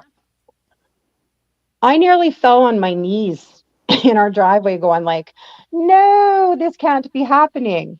Hmm. How do the numbers match, right? Pretty weird. Yeah. So I'm pale, shaking, off on the sidelines, praying, and my son makes the call. They talk for a little bit. I'm only hearing rushing in my ears, like just, you feel pulsing when you're triggered. You can feel very pulsed. Yeah. So this whooshing is happening, and I'm just praying. He gets off the phone, and he starts telling me everything that they talked about. I'm not even computing because I'm sort of in a weird state. And then finally he says, Mom, are you okay? And I went, yeah, I'm all right. And I said, what did he say about the numbers? That's all I wanted to know is what did he say about the numbers? Yeah. And so he says, he told that these numbers matched. And my dad said to him, oh, that's not surprising at all. That's not surprising to me at all. Those are my spirit numbers. Those are my spirit numbers. I actually went to Bell Telephone and asked if they could give me a phone number with those 4 digits in it because Whoa. they're so close to me. Daddy went deep. Daddy went into the future. Or did he go into the future, or was he given those numbers by some ascended being that knew more than he did, imparted those numbers to him, and then led my son to go to the DMV to get his license plate on the very day that those numbers would be issued on the plate? What Right. is That's guiding us? it's a great question because it's either everything always comes from one place or the other. It's either from our Father or from the enemy. And they come in many forms, and they're great deceivers. It's what they do. What was the maybe the most miraculous thing? I mean, what was the strangest thing you ever saw your father perform or do or even say, about his own experiences? He sounds like a very interesting guy, dangerous, very interesting too. I Um, guess, say okay. the same about Elon, but go ahead. Okay, okay, do you want the most interesting thing I saw him do on this side of the veil or the other side of the veil? Both. Let's hear both stories. You know, go ahead if you don't mind. All right, okay. He's done so many interesting things. I'd say the one that captivated me the most when I was little was he had one of those birds, those glass birds that dip and move and drink water out Oh of a little yeah, container, and then the belly fills with drips of colored water. yeah. Okay, we had one of those on a windowsill in our kitchen in Winnipeg. And I was sitting at the kitchen table. I'm probably about 4 years old. I can only guess, but that's the approximate age I would have been. And he asked me to try to move it with my mind to make that glass bird take a drink. He said, "The bird is thirsty. Can you help the bird have a drink? Use your mind to help the bird get a drink of water." So I'm staring at it and staring at it and staring at it and frowning and, trying to do everything I could think of to do. And nothing's making them do anything. It's just there, right? And he goes, "No, you just do it like this, Kimmy, watch." And he looked at it and it took a dip and it took another dip and it took another dip and it went faster and faster and faster. And Whoa. then he made it stop. It just abruptly stopped. And he says, "Got it? Now you try." And I'm like, Okay. I thought that was like pretty wild. So Yeah, I try again, right?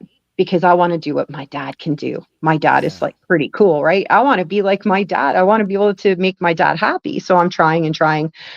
I still can't make it happen. Still can't make it happen. And I'm embarrassed. He goes, Kimmy, Kimmy, you can do it. And I felt patronized and I felt humiliated that I couldn't. So I kept trying and trying and trying. And I just broke down crying. And he says, "Well, forget about it." He says, "You're just not big enough. You're just not big enough. Like maybe one day you'll be big like dad, but for now, whatever." yeah. And so here I am, like, can barely eat my food because I'm just so mortified. And then I looked at it again, and then it started to move. And then it moved faster and faster and faster. And I looked at my dad and I said, "Stop it, stop it, stop doing that." And he says, "I'm not doing it. You are." And I said, "No, I'm not. No, I'm not." And then it happened again. I will never know to this day who actually moved it. Well, I guess if it was you, you would have been, I mean, doing it throughout your life, right? Yeah, about that. Poltergeist activity follows me. I'm not Yeah, doing it. Here's the deal. I'm not doing it. The people think that they're doing it. It's not them doing it. It's the spirits doing it and appeasing them and giving the impression that they're doing it in order to create a full-blown narcissist who thinks they have exceptional power. yeah. Does that make sense? It does. So it's a lure. It's a very enticing lure. It's bait to say that, look what you can do by the power of your mind. All you have to do Yeah. is follow us and we will give you these powers. You don't have those powers. Those beings have those powers. Was your dad involved with any groups though? I mean, that you know of? Was there any like Satanic Coven or like which group or Masons or anything? He had a Freemason pin that looks like the one that looks like the Facebook symbol with the two Yeah, balls on either side of it. yeah. And it's representative of two ball cane. It looks like a cane with two balls, right? And so that is the pun. That's exactly why they made it look the way it did. It was their pun kind of reference to two ball cane, and when they wear the pin, it shows who they are serving.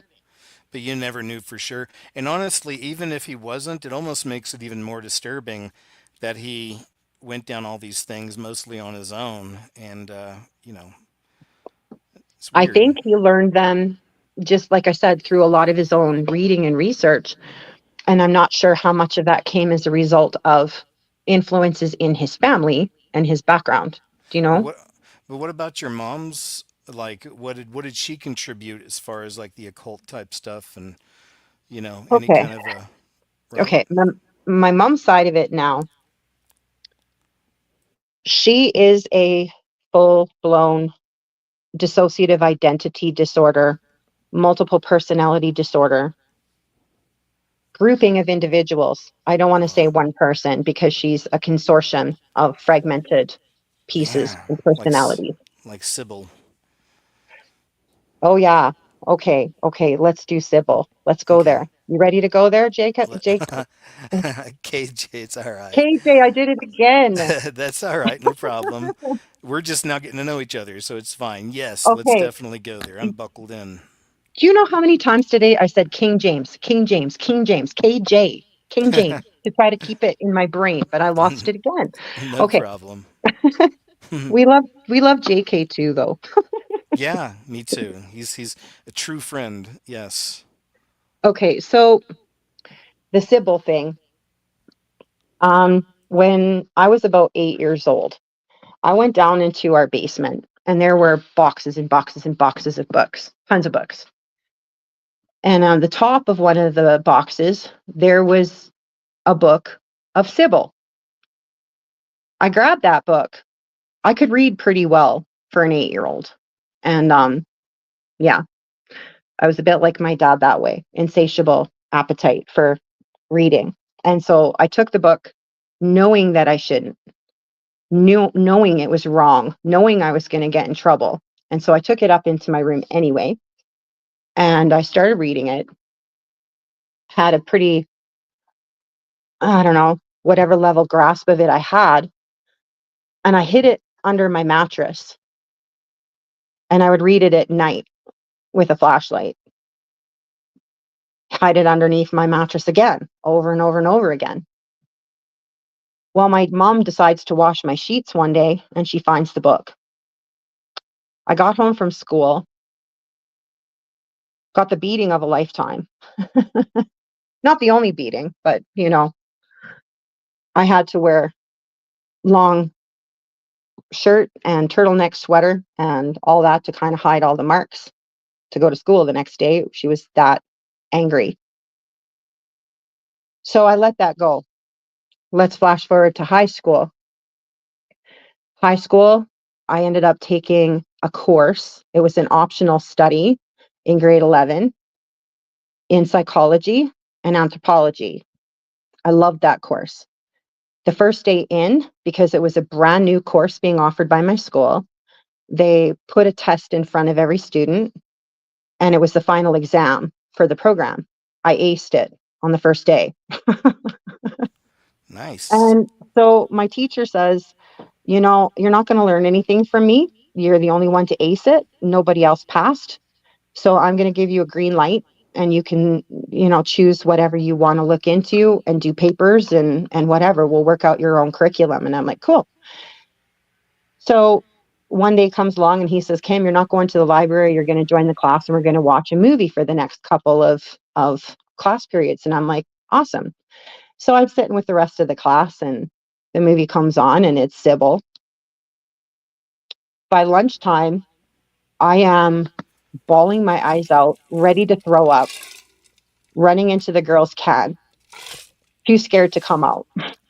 For the people who are listening, if you've never heard of Sybil, it's a older movie. I think it's from the 70s, and it's based on a book, I believe, about a young lady that had this disorder, multiple personalities, distinct personalities.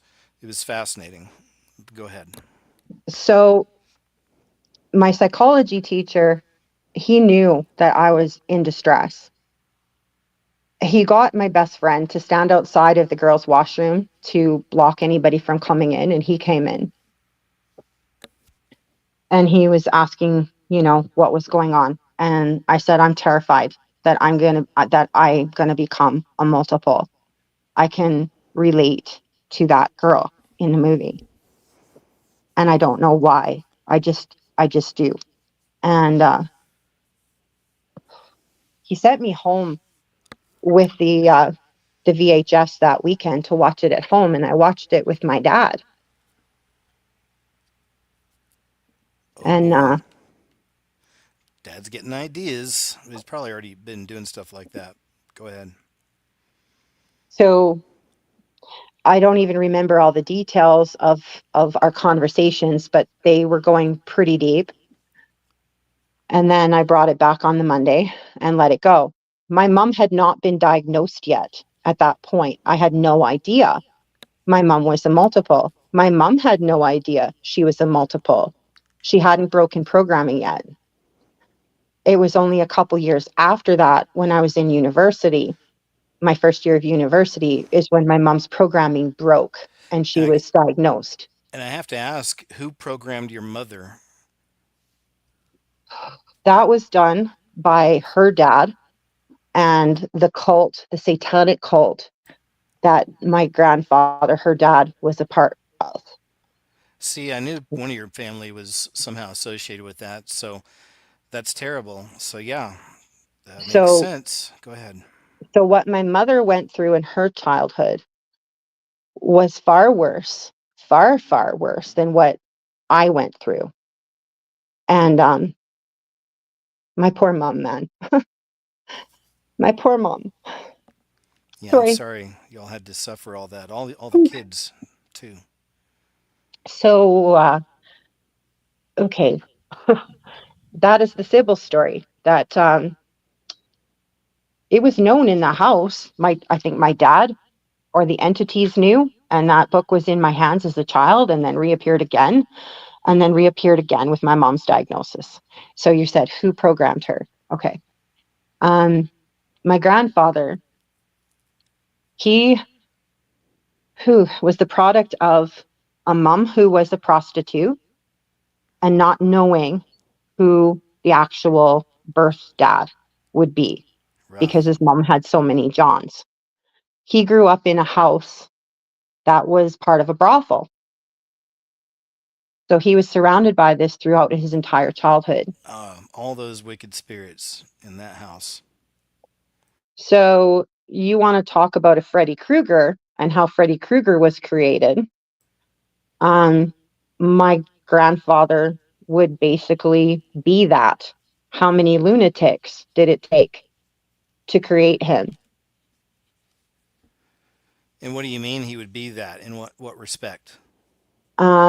Because he was so traumatized in that environment, his mother was so traumatized and beaten and raped repeatedly. That was how Freddy Krueger came into being in the same way.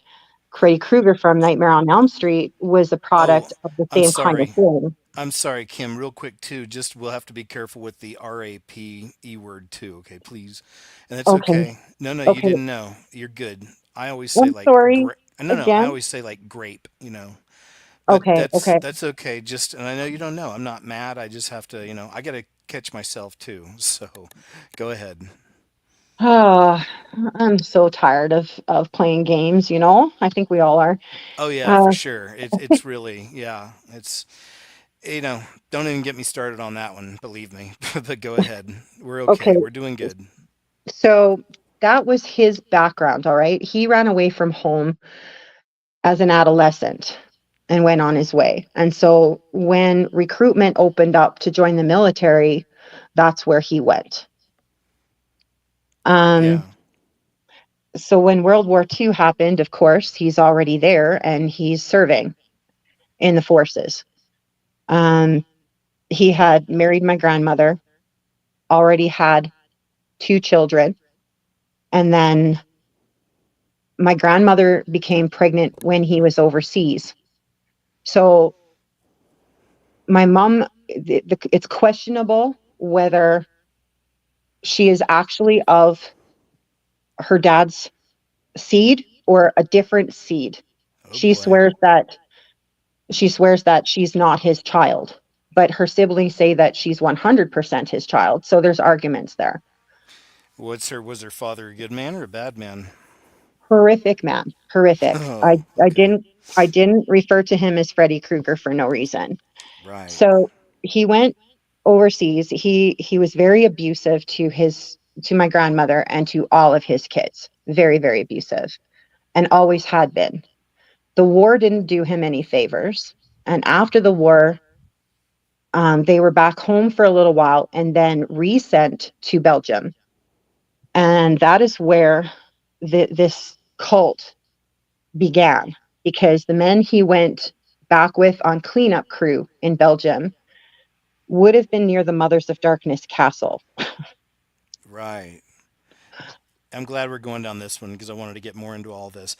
And I remember you mentioned that briefly last time we talked, and then I mentioned to you, I just saw another clip of it again. It always shows up on my feed, but Will Smith's son wearing, it looks like the Castle of Darkness as a like a helmet all the way around his head with his face peeking out of the door, which is just super creepy. And it's the first thing I thought of. And then, a month later, I have my show, and you and I talk, and you bring it up. I'm like, oh. Anyway, okay, go ahead and move Okay. on. So, Okay. Grandpa the cult started with the cleanup crew in Belgium around the castle. Go ahead. Right. Now, I don't know any real deep details of that. The only thing my mom could say for certain is that he was a member of the Order of Orange. The Order of Orange is a brotherhood. So when you think of Clockwork Orange and groups of men who are marching in parades wearing sashes, they will either wear purple sashes or orange sashes. The purple sashes are pointing to the Royal Arch Freemason group. Yep, I actually just covered some of that in my recent video I just dropped earlier today. Yeah, and it comes from the Phoenicians, and they were Baal worshippers. Go ahead. And then the Order of Orange points to Prince William of Orange, out of, I believe it's Holland. It's a Dutch monarchy kind of a group. Okay.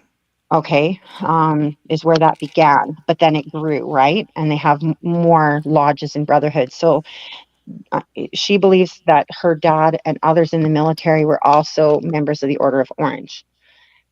Um, Now, what these men did when they came back to Canada and then they left the military because there was no more work, they needed to get plugged into other um, other jobs within civilian life. Yeah. Many of them ended up finding employment with Mack trucks. So Mack trucks, they were the manufacturers of a lot of the military machines and um, trucks and tanks and whatnot. Yeah. And so they were happy to take in veterans and give them employment. So a lot of the cult members were employed by Mack Trucking in Canada. And as a result, that is how they could traffic children from city to city and location to location. Mm. So my mom bounced around a lot and her siblings bounced around a lot and were used in many places and in many ways. Wow. Horrible. Horrible. Um, Now, here's one thing, and this is going to get really dark, really dark. My brother at one point brought home a VHS copy of a movie called Hostel. Oh, I've seen it. Eli Roth. Yep. Okay. Do you remember that towards the end of the first movie that they had to get tattoos in order to show their allegiance and loyalty? Yeah. Like the branding. Do you want to know what the tattoo was? It was I a can't remember. bulldog. It was a bulldog. Ah. Okay. And the logo for Mack Truck is a bulldog. Oh, there's the connection. Good one. Um, Doge, Doge, dogs. Yeah. Simple symbols don't mean the same thing to survivors Right. as they do to others. I can only imagine. Um, okay, so whew, So Grandpa, the cult, the trains, the abuse, unfortunately, to his children. Um, then moving forward, so as far as you know, I mean, when Grandpa passed away, was he still a Satan worshiper? It's curious. I believe that he was, but he was very physically incapacitated towards the end of his life. He had very serious emphysema, and he was on an oxygen tank. Did Um, he ever? Oh, I'm sorry. Go ahead. all right, ask your question, please. I was just going to ask if he ever, did anything, to you guys. I'm assuming. I don't know actually. I mean, what was that All right, experience? Go ahead. there are good cop, bad cop situations that get set up, and so for my mom, when she was growing up, her dad would be the bad cop, and he had friends who would play good cop. They would be the ones who Ah, come in, the hero, to save her from her dad, give her a place of respite for a period of time, and then send her back. yeah. They reversed roles with me. So my grandfather became the good cop, and the one who was my mom's bad cop became one of my abusers, and he was my godfather. Wow. Um, so here's the deal. When I turned 13 years old, 2 days before my 13th birthday, my parents decided to split up. My mom had been in an affair with another man, and on August the 2nd, she decided to tell my dad. Oof. Um, my brother was in Japan at the time. He was on a trip to Japan for a month with a marching band out of Calgary. And so I was home alone trying to deal with understanding my mom was having this affair in front of me. I was Oof. threatened with my life if I told my dad. How old were you, Kim? I was 12 turning 13. Ouch. What a rough age for that. Go ahead.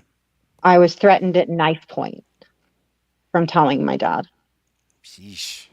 Um, By mom or the man? a little of each Ugh. because I'd walked in the middle of stuff Ew. that they didn't want me to see yet. They were quite Right. they were quite able to do that sort of thing in front of me later, but at that Wow. moment, no. Uh, so this guy wasn't much better, obviously, and I don't know, was he involved in satanic cults or anything like that? Oh yeah. Oh yeah. Just a whole little group. All right, go ahead. Yeah, you don't escape this very easy. It takes a lot to escape the clutches because you're constantly surrounded, right? Yeah, and so many threats, I'm sure. That guy that my mom had the affair with was playing stepdaddy to my cousins. He had already muscled his way into my mom's brother's life, and was with my aunt basically. Yeah. And then my mom met him that way, and then they got together. My aunt was actually rather excited about this whole thing. She wasn't upset whatsoever that her sister-in-law and her boyfriend are getting together. She wasn't upset about it at all. She was quite excited because she thought that she could then move into my dad's life and replace my mom. They were just going to do a whole switcheroo. Wow, it's just really interesting to hear, that when people, these little devil worshippers, man, they truly are deviants. Go ahead. Okay. Little deviants. And I'm not trying to shame any of them. Oh, I That's the understand. thing. Like And I'm I'd trying like not to to either. I'd like to cover all this shame, but yet at the same time it's the truth that sets us free. And I want God's light to shine on the whole thing and set my family free of the chokehold the enemy has had on all of them, you know? The only Yeah. way this is going to change is to pray that our enemies are set free of the bondages so that they don't keep repeating the same violence. Yeah, there you go. That's the way to do it. Absolutely. So anyway, on the second when that happened, my aunt and my mom went on a drive with my dad and told him together. My dad came back. I was actually babysitting my cousins at the time, my aunt's little boys. Such beautiful little guys they were. Oh, They grew into really bad characters. they did? That's too bad. because this affected their lives very, So very many, dramatically as well. But I won't tell their story; it's theirs to tell. right? Um, It's a bloodline again. Go ahead. so, It follows people, doesn't it? Go so ahead. I'm babysitting at my aunt's place, and so my mom's like boyfriend, whatever you want to call him, is there too. But he was very sick at the time, which is why he wasn't looking after the boys. So my dad drops them off, and he decides to call this dude out and says, "Get in the car. We're gonna go for a drive." And I'm like, "Don't go anywhere. Just stay here." He's like, "Nope, I'm going. See you in a little while." You could tell he had murderous intentions, and I was terrified, like literally terrified. My mom was terrified. My aunt was terrified. This is right after they told him. Hmm. My dad finally came back, and I was relieved, like absolutely relieved to see both of them alive. Uh, Right. this guy falls out, is pushed out of the passenger side of the car, and then my dad is shouting for me to get in. I get in, and we take off. And he said that it was only because of seeing my face and my brother's face that he didn't go through with the tire iron justice that he had intended. Whoa. Well, I'm glad. That was the best route there. So the Lord was really looking out for whoever that fellow was. So, because of the white picket fence image that families like mine insist on maintaining for the whole world, my birthday party on the 4th would go on. The show must go on. So, I had already invited a few of my friends to come for a sleepover in our camper trailer in the backyard. My mom was there, my dad was there. The parents are dropping off these, adolescent girls to be with me. And my dad ends up glaring at my mom so much that she ended up leaving. All the parents end up leaving. But my mom said before that, she says, when you go to your grandparents tomorrow, because I was being set on the 5th to jump on a plane to go to my grandparents' place on Vancouver Island in Victoria. That was my birthday present, was a trip to my grandparents, to her dad, to the occultist on Vancouver Island, was to spend a week with them, was my present.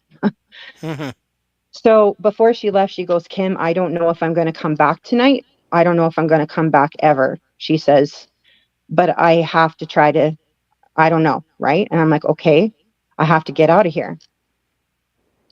So she leaves and she doesn't come back. And I had this sick feeling in my stomach that she was going to do something drastic. Mm-hmm.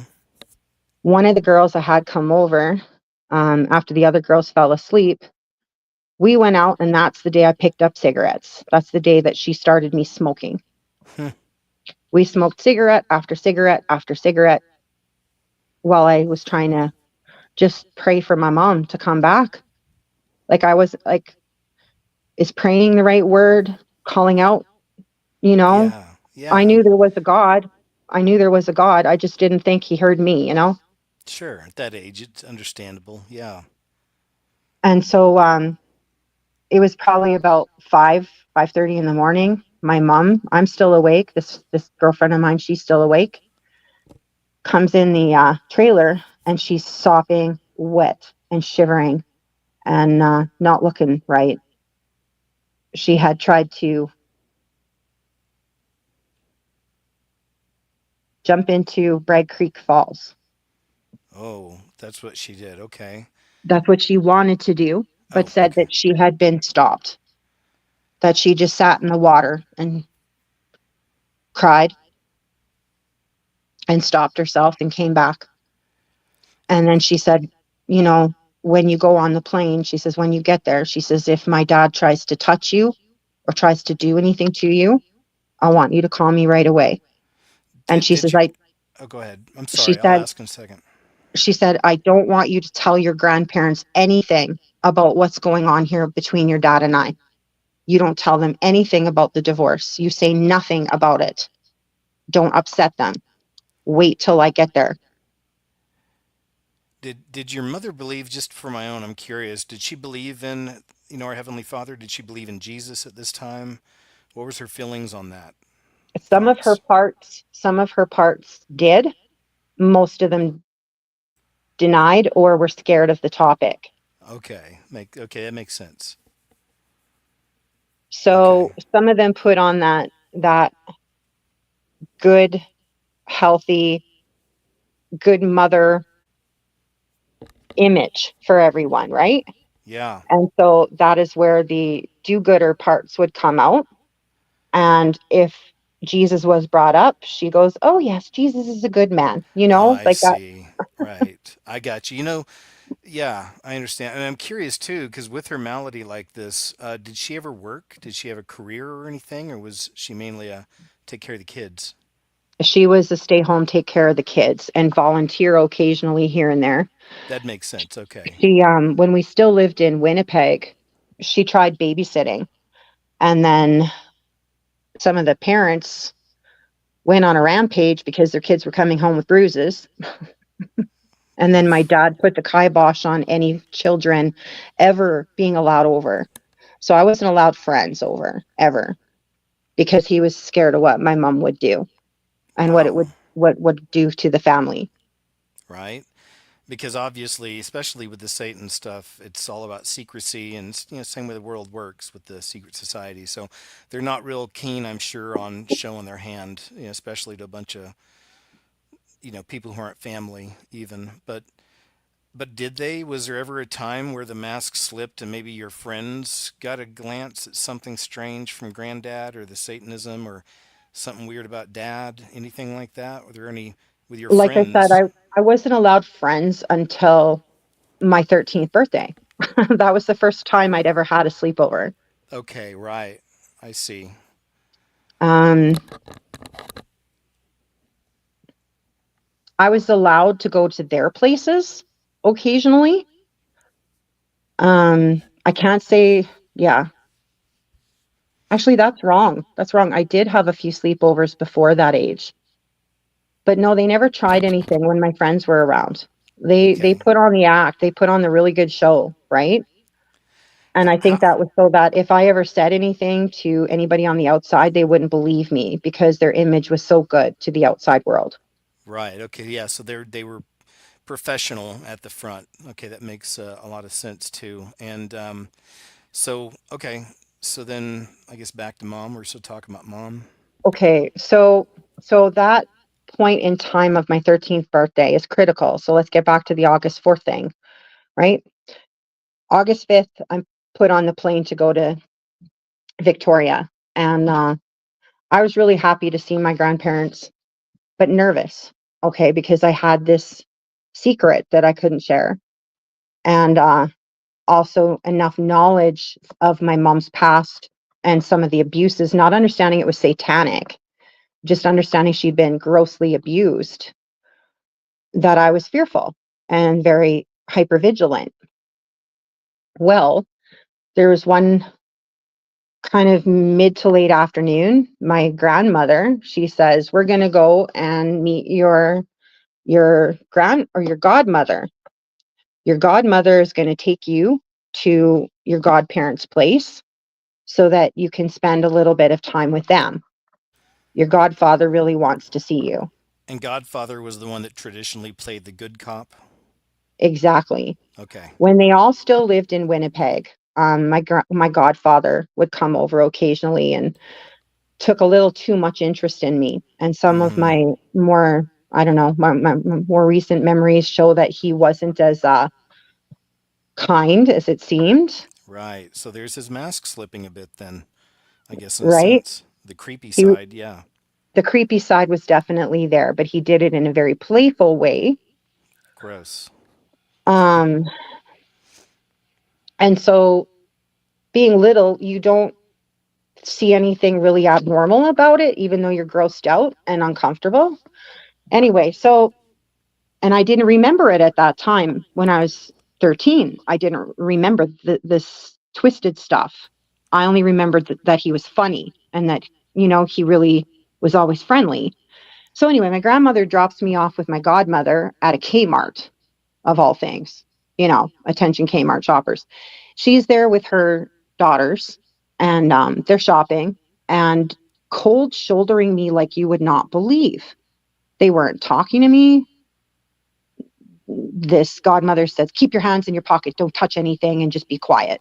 Whoa. And I'm So, like, yeah. This isn't going to be good. Yeah. Why did they say they want to see me? It doesn't look like they want to see me. Doesn't look like she wants me around whatsoever. Hmm. So remember, I had just started smoking. Yeah. I'm like, I'm just going to wait outside and I'm going to have a cigarette. Okay, bye. You guys can find me outside. So I'm standing outside, 13 years old, smoking my little brains out, and they find me. And we go to the middle of the island, pack in the backseat of her car. Again, they're not talking to me. It's like I don't even exist. And we go to the middle of Vancouver Island to an area called Parkland. And this is the godfather and godmother are both treating you bad like that?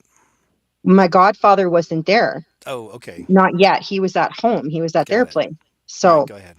so we arrive at the godparents' place. They're unloading all of their Kmart shopper stuff, and my my godmother takes me into this little side room, like a very small living room, and it's dark in there. She turns on a little side lamp and says, sit there. So I sit in the chair she tells me to sit in. She comes back in the room with a glass of juice. I started drinking the juice. I'd said thank you, and she says, your godfather should be here shortly, and he's going to be happy to see you. And she says, just sit here, and you know when he gets here, I'll tell him where you are. And I'm like, okay, thank you. And I'm drinking the juice, and then I start to feel really sleepy, more sleepy. And then I hear chanting in the kitchen. I hear voices, many voices. And then it starts to get dimmer, and they start coming in wearing robes. And then it goes black, and I don't remember anything. And I wake up 3 days later in my grandparents' apartment screaming. And my grandfather comes over to where I'm on this hide-a-bed, and he's stroking my hair. There, Kimmy. There, Kimmy. It's okay. It was just a nightmare. It was just a really bad dream. Do you want to tell Grandpa about your bad dream? You can tell me. You're safe. You're safe. You can tell me about your bad dream. And I went, no, I'm okay. I'm okay. I'm okay.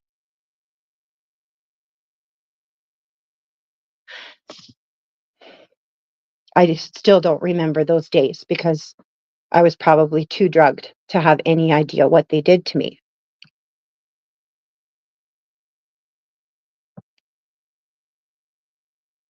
Are you still there? Oh, yeah, I'm sorry. I'm still here. Sometimes I'll mute if there's noise over here. I got birds and stuff out there, so Oh, that's all. Sorry about that. No, I was still listening. And I was actually talking. I didn't realize I was muted, so I was asking you a question. But up to that moment when that happened, I guess that was the first time, basically, you're telling us the first experience like that. And it is hard to remember, of course, because like you said, you were drugged, and this is what they do in that process, these experiments. So how much longer did that kind of thing continue, or did it continue? Was there ever another time or multiple? that is the only time I remember on my mom's side of things. There could have been more when I was younger. There's one incident I remember where my mom and dad were both involved, and it wasn't family. It was just another couple of friends, and we were at their place, and there was a pentagram on their basement floor. So I know they were cultists too, but I don't want to go into that story. It's Um, okay. the one from BC though, okay. Now the arrangement was, like I said, my brother was in Japan. He was set to arrive in Vancouver. My parents were going to travel together from Alberta by car to pick up my brother from the airport in Vancouver, take the ferry to my grandparents' place where I was in Victoria, and we'd spend a little bit of time there and then have our last trip together as a family back to Alberta. I can only imagine what the car trip was like for my dad and my mom alone coming to get us. Uh, yeah. You want to talk dysfunction? We got dysfunction going on here, don't we? Sounds like it. Yeah. So they pick up my brother, and of course, the whole ferry ride is hearing about his trip to Japan and pretending everything is okay.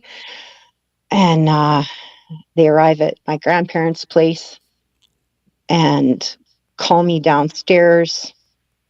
They take their luggage upstairs and they say, "You two, Kim and Darcy, you can just keep yourselves busy for a little while outside, go to the park, do what you want."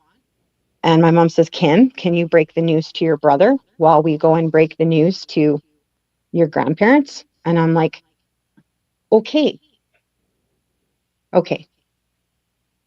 So uh, first trip is to go to the store and grab my brother whatever he's been craving after his time in Japan. What Canadian snacks and treats and things do you want? Hmm. We load our boots with Slurpees and chips and all kinds of crap. I grab another pack of cigarettes.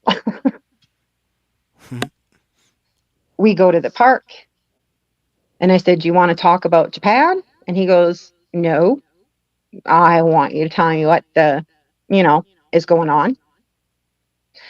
And I went, "Oh, mom and dad are just getting divorced." And he goes, "That's good. That's really good." And That he was obviously your mom was, he was a mama's on mama's side with this, right? My brother? Yeah. No, he's more on dad's side. Ah, okay. Both of us were terrified of our mom because of the volatility and because of the abuse. Oh, I imagine. And the unpredictability, you know. My dad was probably more of our good cop because even though he was putting us through these intellectual, very academic, very cerebral tests and games and tension and pressure, he was the fun parent, if that makes sense, It does, yeah, because he was playing games, and engaging with you guys, spending time with you. and challenging us on all levels, right? Whether Yeah. physically, whatnot. So he was always challenging us. So we were on our dad's side. And so I had to break the news to my brother about the affair, that our mom was leaving for this other guy.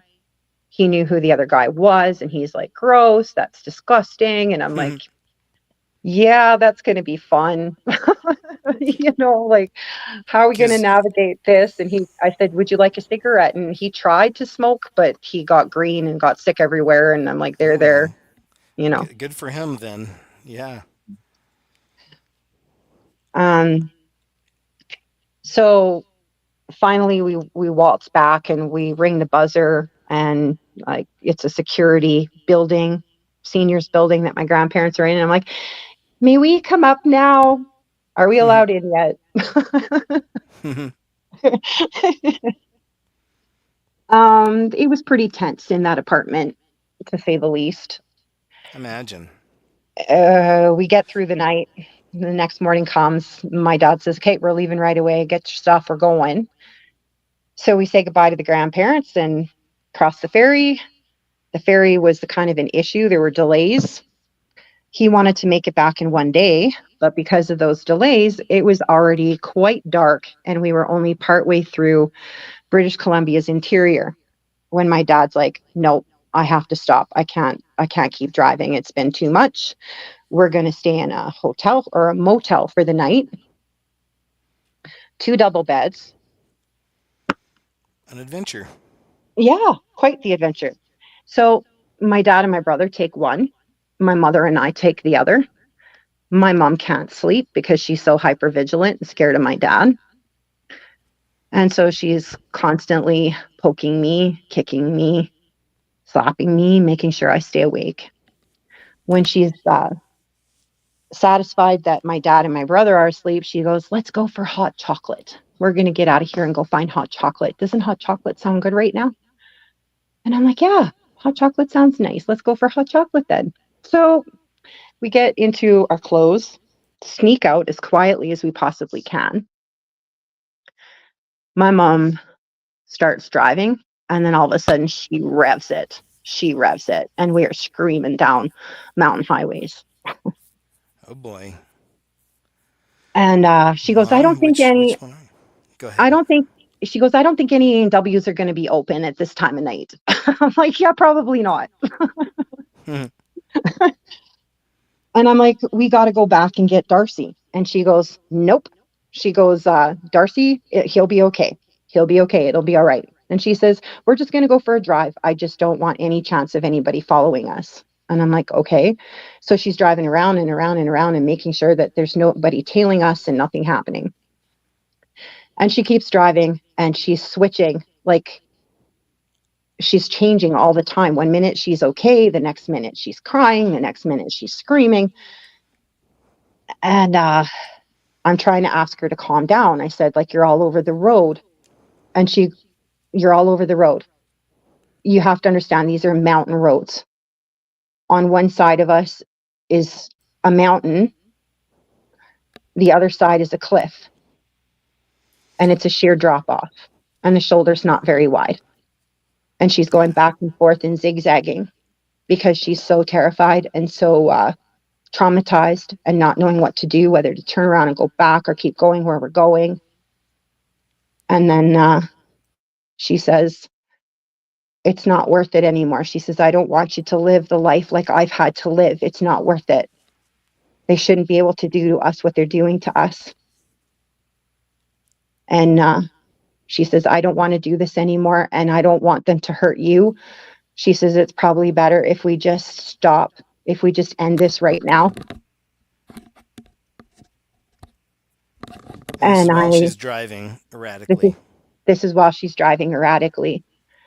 She she didn't want us to go through anymore, and she quite meant it. So I had to reach over and try to calm her down, control the steering wheel if I could. I said, "Stop, stop, stop, stop." There was an avalanche shed straight in front of us.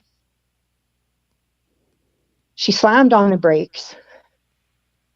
We almost smashed, like we were so close to hitting the side of the avalanche shed and on the side of the highway, and so close to the side that if I opened my door to get out, there was nowhere to stand.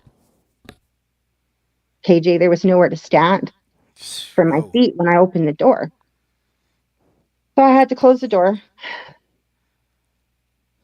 climb in the back seat, encourage my mom to crawl over into the passenger seat. That was my first driving lesson. Yikes. But you were safer that way, which is crazy. This was after what had already happened for the days and the week leading up to it. Right. And so I don't know, I don't know what took over. I don't know how we made it back to the motel. I have no idea how we made it back to the motel. All I know is that I was in the driver's seat for a period of that time. Yep. Somebody was looking out for you. And then the next thing I know, we're back in Calgary. And I have no recollection of getting, like, I remember getting back to the motel, but then no recollection from that point until way later in Calgary. Yeah, that has to be obviously disturbing that looking back in your life, there's lots of chunks of missing time and, you understand why. I mean, did you ever have a conversation with your mother or father and say something to the effect of, all the stuff y'all, I mean, any kind of confrontation or all the stuff you did to me, you've kind of messed me up, at least as far as my memory and Anything like that? Or was there ever any kind of a big confrontation or, you There know? were many confrontations, more with my mom than with my dad. And she probably deserved it less than my dad did. Yeah. Um,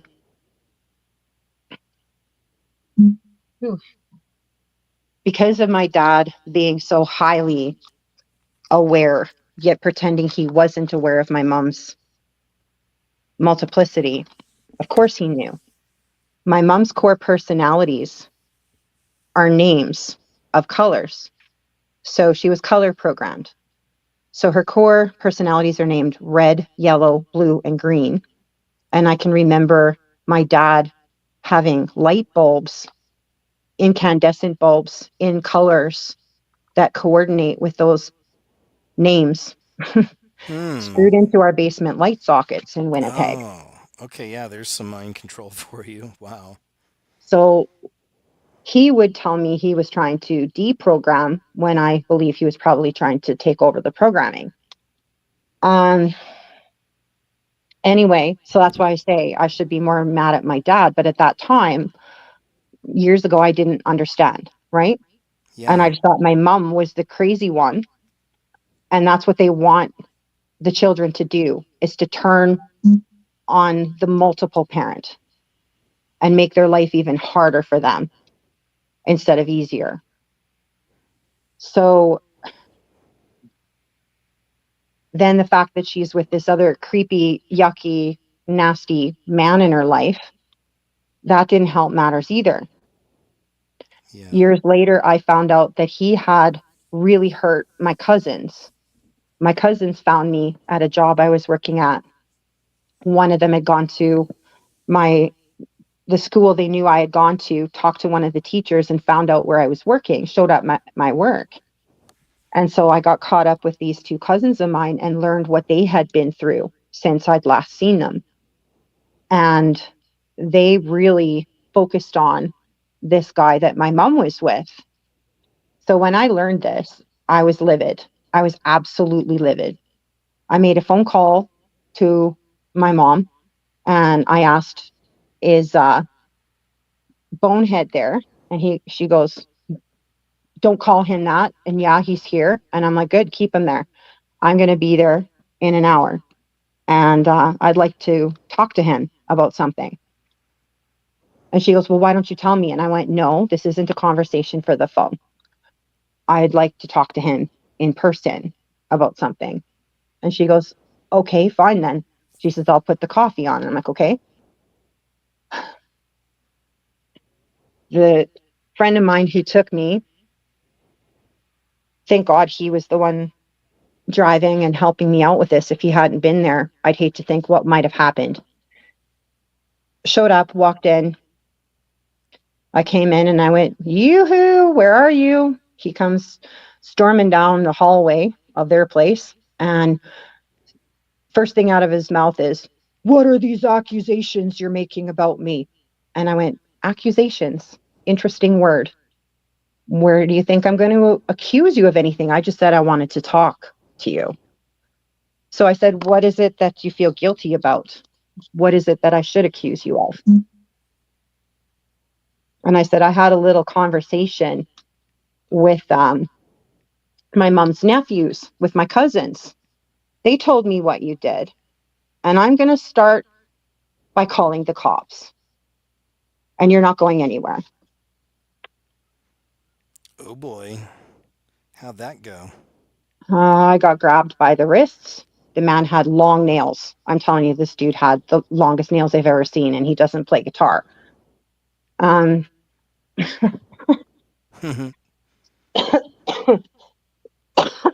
so he's digging into my arms and shaking me and threatening me. And he says, I'm going to have you charged with defamation of character and all these other things. You're not going to be able to prove anything, all this kind of stuff. So the guy I was with got him to let go. And then I looked at my mom and I said, you're just going to stand there? And she goes, I can't believe you're saying this about him. He's the best thing that ever happened to me. And you're just a brat. And I can't believe you hate me so bad. And your dad has turned you against me so bad. And all that. Yeah. I popped a loogie on their floor. I just spit on the floor. And I said, I never want to see you again. That's And that's what I was wondering. Yeah, if there was that moment, did it stick, or did you ever see them again? Or oh, I saw them again because this is my mom, right? yeah, Love, hate, which is going to be stronger, which is the wolf you're going to feed, you know? yeah. And so when I got pregnant with my first son, my mom, I called and let her know. And she says, she says, the last thing you said is that you didn't want anything to do with me until I got help. She says, I've gotten help.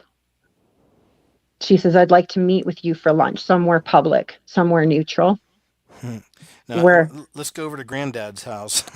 Right. Go ahead. we met in a restaurant where both of us had to keep our tempers at a minimum. And that's when she told me that she had been diagnosed as a multiple. And that's when I told her I was pregnant with her first grandchild. Whoa, that's wow. A lot of emotions going on there that day. Yeah, yeah. So How we long had both, it? I'm sorry, but how long had it been between the last time you saw her and this moment again? mm, that would have been probably close to 2 years. Wow. Okay. Good His, stretch. yeah, yeah. That was from the time I was in my first job, no, second job after high school. And then I was pregnant with my son about 2 years after that. So Were you still talking to your dad at all, or did you cut them both out? no, I hadn't cut my dad out. Okay. I still worship the ground my dad walked on. I Oh, had him on a pedestal. yeah. And yeah, I thought he was like a saint for putting up with my mom. Is he still with us? Both my parents still are. Okay. And you're I still talked not to my talking. Go dad. ahead. I talked to my dad just this past summer, and I laid a strip into him.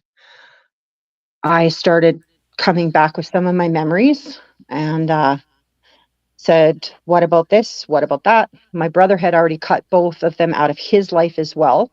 And I said, you want to know why your son no longer talks to you? Are you serious?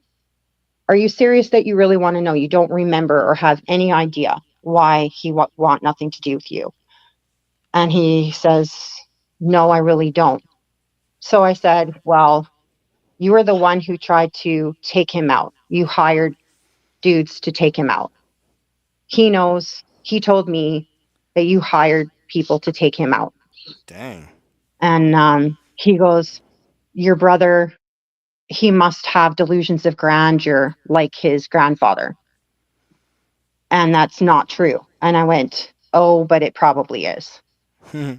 And he goes, I think there's something wrong with you. He says, have you been drinking? It sounds like you've been drinking. And I said, Oh, it's the middle of the day, in the middle of the week. And you really think I'm drunk? Do I sound drunk? it's just horrible tactic when they do that to you. Maybe you need to talk to somebody. You seem stressed, right? Go ahead.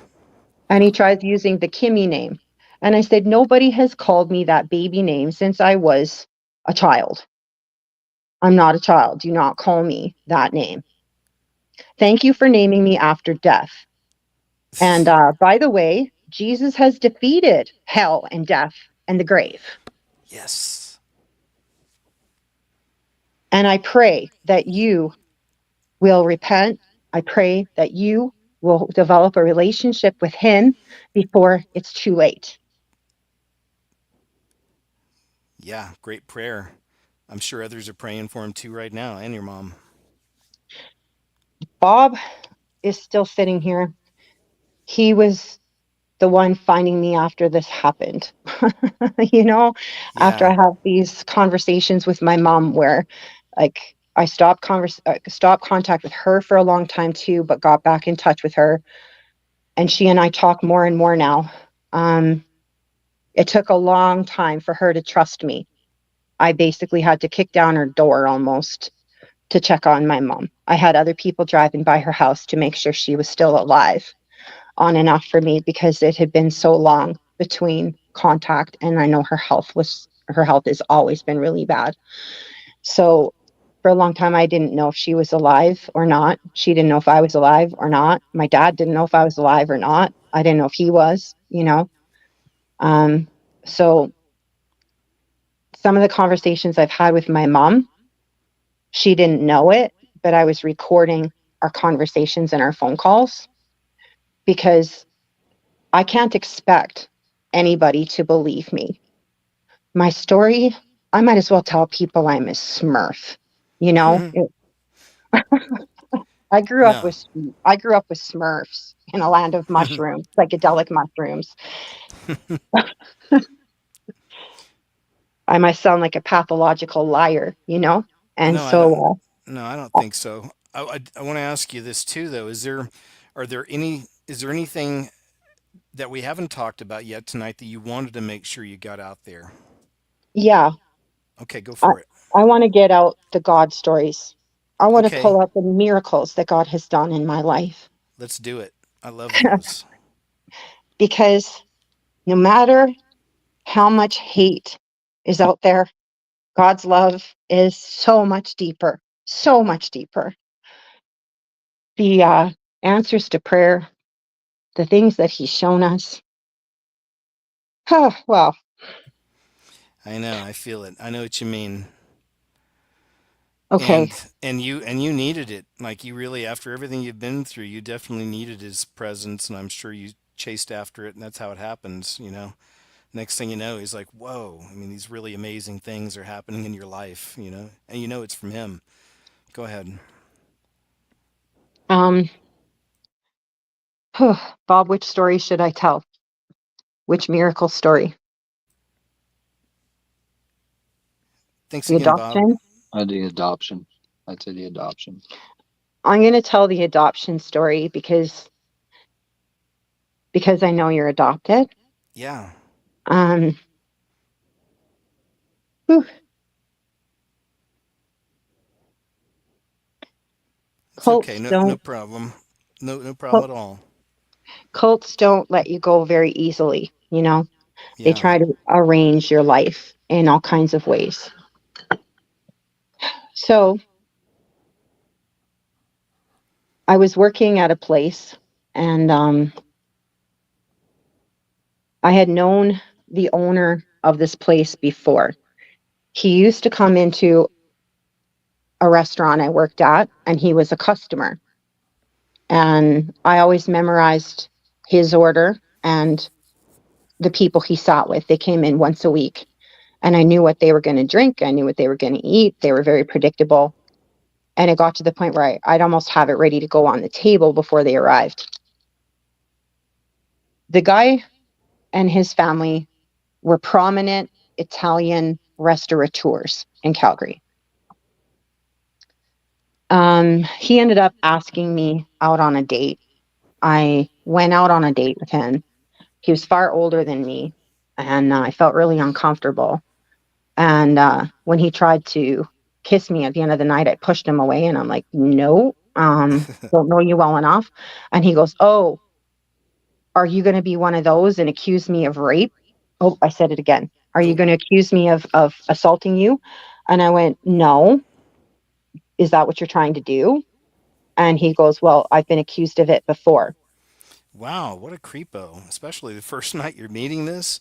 This isn't going to good places. At least you're in the parking lot. But go Yeah. ahead. So he says, don't worry about it. He says, you're not my type, blah, blah, blah, blah, blah.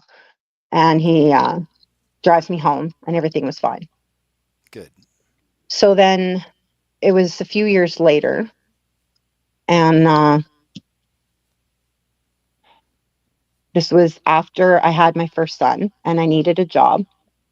And my dad says, look at this ad. He says it's for a service that lines up service workers with high paying um, bartending jobs and waitress jobs and that kind of thing in some of the top places in the city. And I'm like, oh, I'm going to go there. So I went there and I put in my application. Lo and behold, the organization is run by that same family. Really? Wow. And so my dad leading me there is because he knew the father. He knew the father of this. And it was his son running it. And he says, "Oh, I remember you." He says, "It didn't work out, but he says, you were an excellent waitress." And he says, "I want you to be on my team when I open a new place that I'm running." And he says, "Would you be interested in working in what I'm opening?" And I'm like, "Sure, why not?" So I start working at that place, made really good money. There was a lot of sordid stuff that went on in the place. Um, then it was co-owned. So there was this Italian mob connected family who were the main owners, but they had two silent partners. One of the silent partners was Asian, and he had another restaurant that he was running in the downtown, and he had invited us to his after hours alternative bar. Uh-oh. So okay, so it's all of us. It's our whole team that were invited to go to this after hours club.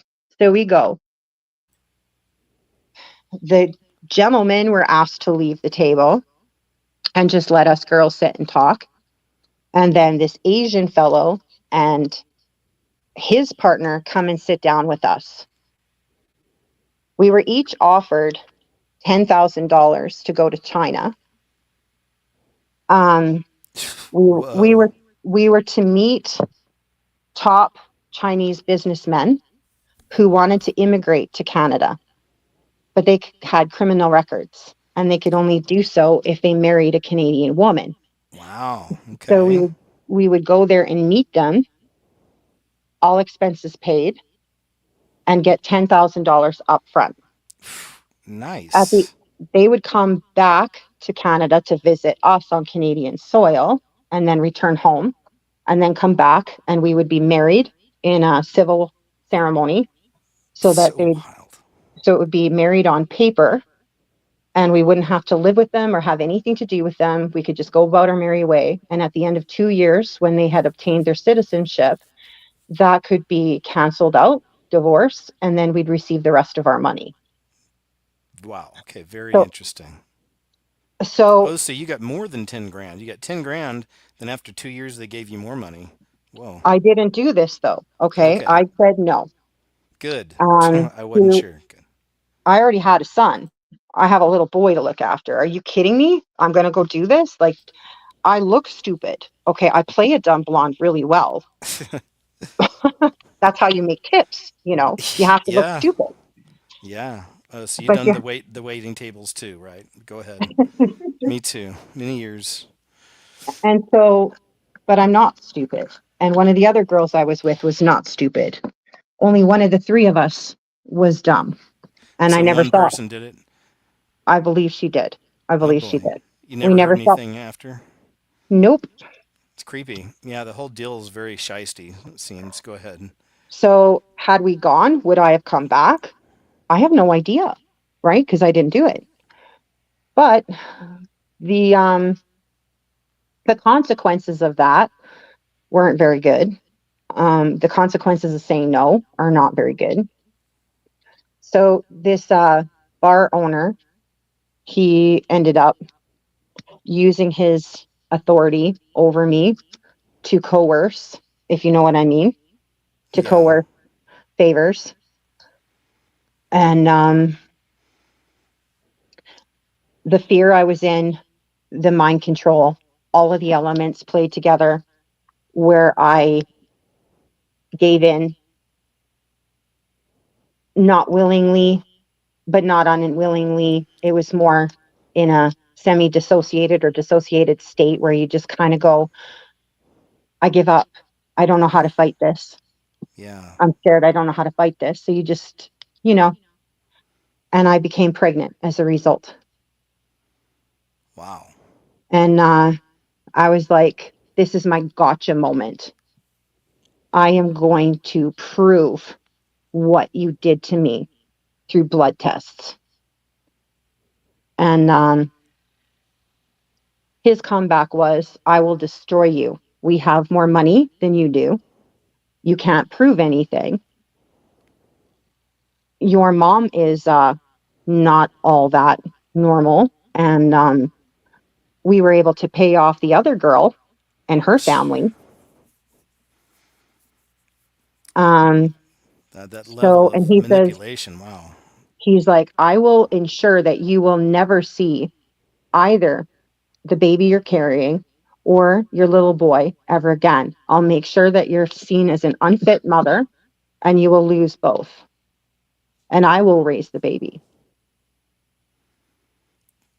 Well, there's not a lot of options there, it seems. And so, my approach, I went to the phone book and I looked through adoption agencies and I found the Christian adoption agency because I wanted this baby I was carrying to be free of this. I knew Christian people and I knew how they treated their children. If this child I was carrying was ever going to have a hope, he would need to be in a strong Christian home. Yeah. And that's where my heart was. And so I called, and it was a crisis. I was a crisis pregnancy case. And the woman who ran the agency, most beautiful woman ever. Oh my goodness. She's something else. I'm so proud of you for going that route too. It's just I'm a big fan of adoption, and because the world's made it so easy to go the other way, you can just go buy a pill. It's really sickening to me. And then to do an actual adoption is so much paperwork and money, and it's a hassle and it's crazy. It can be nowadays. So And yeah, so go ahead. the thing was, I explained what my situation was, and she says, we are going to find the top family lawyer in Alberta. And what you're going to do, she says, to ensure that that family never gets their hands on this baby, you are going to say that you have no idea who the dad is. You are going to say that you have slept with many people and have no clue who the father is of this child. Hmm. That way, he cannot claim paternity in any way, shape, or form, and therefore have any leverage over what happens to the life of this baby. And so that's the way that we went. And then the cost of it was covered by the Christian people who sow into these ministries. I can't tell Oh, you how important it is for people to sow into these ministries. beautiful. I love it. They save lives. They really save lives. Thanks for that. Um, hmm. so she ended up giving me, the director of the agency, she ended up giving me a stack of adoptive parent profiles. And it's a thick stack. I They bet. want the mother to have a say. They want the birth mothers to have a say in who they would like to have as parents for their unborn child. Wow, that's very interesting. I didn't know that. Wow, that's very cool. I think, but what do you think? How'd that go for you? It the prayer is what led me to Jesus. I'd never been prayed for before. That's And great. so she prayed with me and gave me that stack to take home. And I poured over that stack for probably a month and a half. And I went through each couple profile with a fine tooth comb.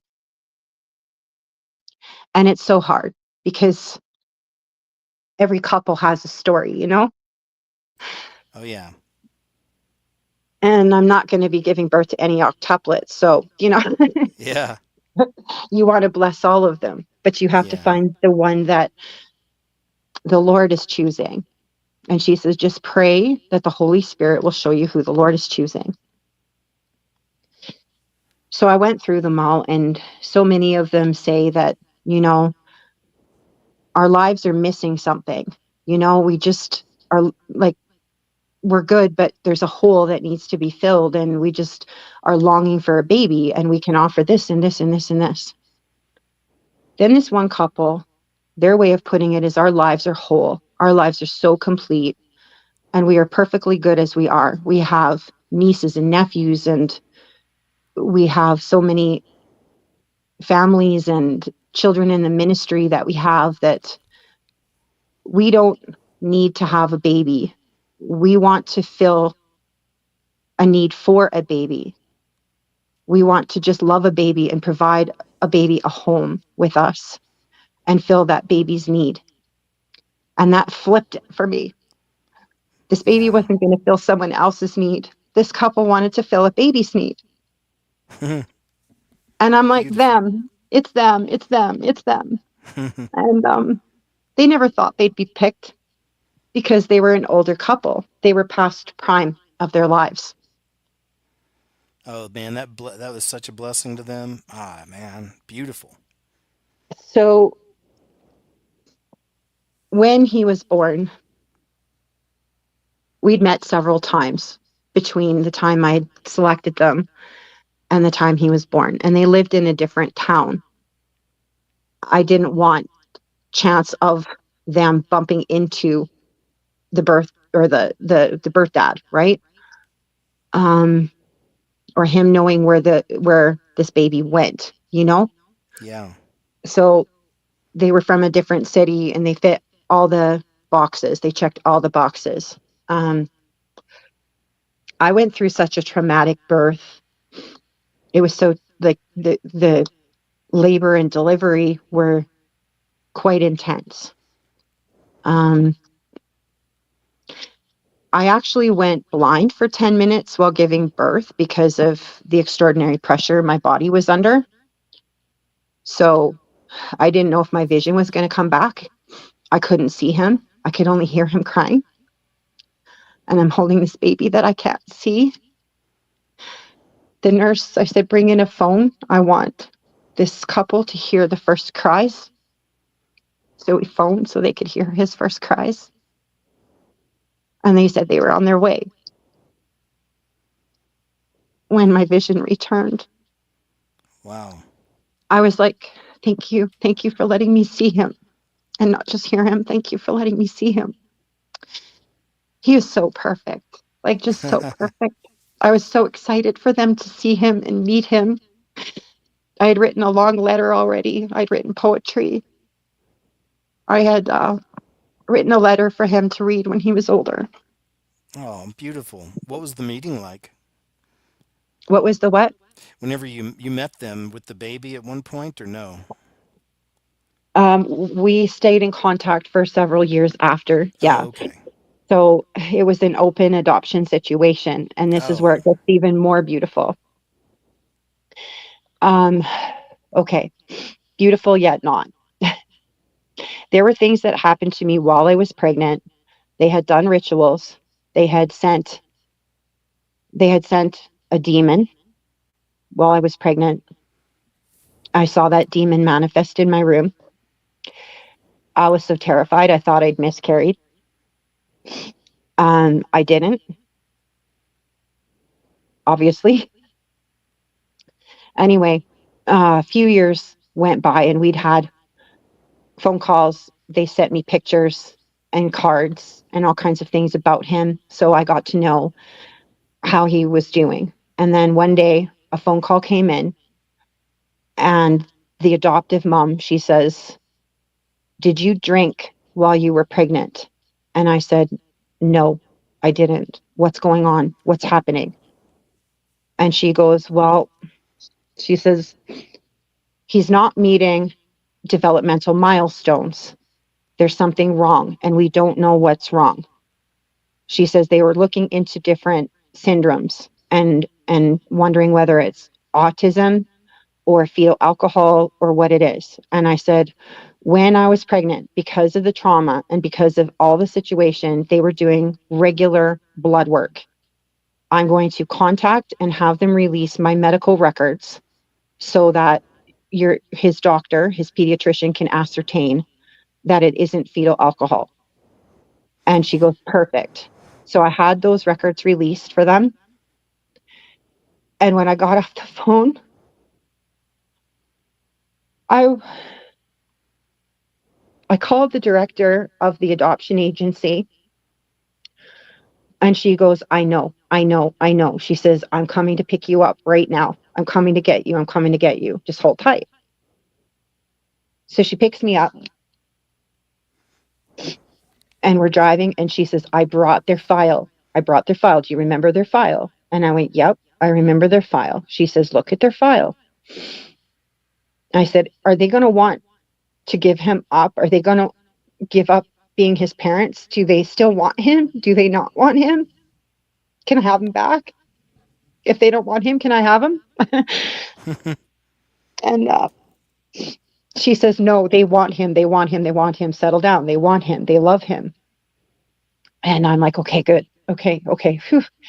And she goes, do you remember what they did for jobs before they adopted your baby, their baby? And you know that she's staying home. She's a stay-at-home mom. But do you remember what she did?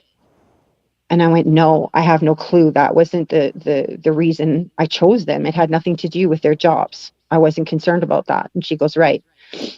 She goes, well, out of all of those people and all of those profiles I gave you, she says they were one of 3 couples that were ready and willing to adopt a special needs child. Out of those 3, you chose the only couple who was willing to adopt a special needs child with mental health needs. The others were prepared for physical, but not mental health needs. They were the only couple who was ready and willing to adopt that caliber of a disability. And she says, that's totally God. And she says, remember, he's a nurse. He's a male nurse out of their local hospital. She used to run a day home for mentally challenged adults with all Ooh, kinds of spectrum disorders. God she's a had special placed, person for that. yeah, God had placed this special needs baby into the only hands in Alberta with the equipping to be able to give him exactly the kind of care and love and help and support and um, all that he would need to be able to go from being a medium level case of autism to functioning autist. They brought him to the point where he could function with Beautiful. autism. Um, Major blessing there, obviously, and love that supernatural. Love it. Go totally, ahead. totally supernatural. At the hospital on the day that they took him home, the gal who was with me through the labor and delivery from the agency, she was a social worker in training. So the social worker was with me, and she was there when it was the last day, and I had to say goodbye. And she was going to be the one to drive me home from the hospital. So here are the 4 of us, and they're holding their new baby. Sunshine in the room, just glowing, and we're praying for the life of this baby. And they gave me my first Bible, KJ. They gave me my first Bible with my name Awesome. on it. They had it embossed with my name. Aw, And so it was, I gave them life and they gave me life. yes, love it. It's beautiful. Beautiful. Is there ever any contact anymore at all, or anything, or just pretty much no? Around the time that he was about 7, they had adopted another little guy with fetal alcohol syndrome, and they moved to operate a Christian camp for kids. So these kids were raised at a Christian camp, surrounded by beauty and horses and canoeing Oh, beautiful. and all that kind of stuff. But Yeah. around that time, also, my life was falling off the rails. There was so much more that happened after, Well, in so much what warfare. respect? So much warfare happened Oh, afterwards. it's because you were chasing Christ. right? So you were experiencing. Go ahead and tell us a little if you like. And thanks for sharing that story. It was wonderful. So because my life was so off the rails, I decided to stop contact because I didn't want to bring any of that spiritual warfare into anywhere near them. If I'm being targeted that hard by forces I can't see, I don't want those forces targeting them. And so I told them, I said, this is really hard for me. I would really love to stay in contact, but I think you guys are safer if I don't. Wow. It was a good move. A good move. And that's so cool that you had the eyes to see that at that time and understand that that's the way it works, man. You And got to be careful. I called out to God one time. I said, why, Lord? Why? Why? And I said, I know that you helped me to put a family together. I said, but I don't understand why you let this happen. And he took me back into a memory of when I was about 9, I think 8 or 9, 9 years old. And there was a few TV shows. One was called That's Incredible, and another one Loved was it. called Real People. Yeah, I remember those. And so on a few of those programs, they were doing a series, and it was covering the story of baby M. And it had to do with a surrogate mom who had decided to carry a baby for a couple. And towards the end of the pregnancy, she had decided that she wanted to keep the baby. And it turned into a court custody dispute between the parents who had paid her and trusted her to carry this child for them, and her saying, "No, I want to break this contract and keep this child." So that baby M case was all over the place. And I sat with my mom and my dad, and we were watching all this. And there were stories of other surrogate mothers who had carried for sisters or for cousins, and their stories were so touching and so moving and so beautiful. And I saw so much love, and I was like, you know, I want to do that for somebody one day. And I said that out loud. I said that out loud. I said it would just be so cool to do that one day for someone. And my mom looked at me and she says, "Are you crazy? You want to grow up and be a baby breeder?"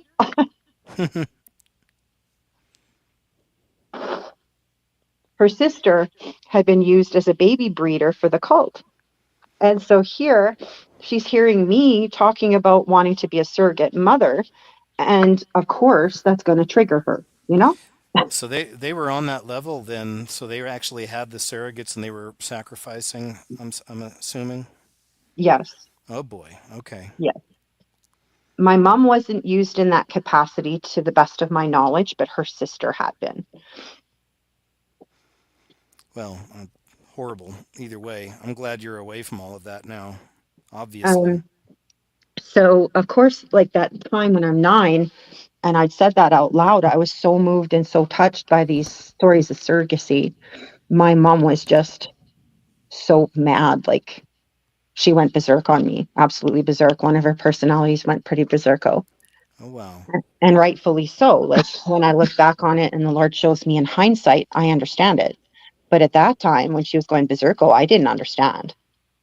So Yeah. when the Lord showed me that scene in our living room, the light bulb moment went on, and I was like, wow. And he's like, you wanted this experience. And I answered your prayer. I answered your prayer to bring blessing to others, to sacrifice yourself to bring blessing to others. I heard your cry as a 9-year old, and I wanted to help you have that. So, yeah, God answers prayers. Yeah. And No, that's beautiful. adoption can be really, really beautiful. And Yeah, I love it. That's a great story. I appreciate you sharing that. Because as I said, I've always had I don't have children. I never really. That was a whole different. That's a whole other story about me. But I just love that. I love that adoption's still an option, and I appreciate anybody sharing a story like that. And it's just always great to hear the way that our Father does stuff like that in our lives. And, I love it. I love the supernatural side. I love the strange and weird side, with our Father. But that's a beautiful story. Was there any other things that you wanted to share that you just definitely wanted to put out here? Yeah, one more. Because of all this, you have eyes for the occult.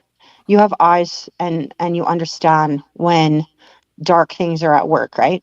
And so a few years ago, there was a time when my oldest son was very, very sick. A lot of stomach issues.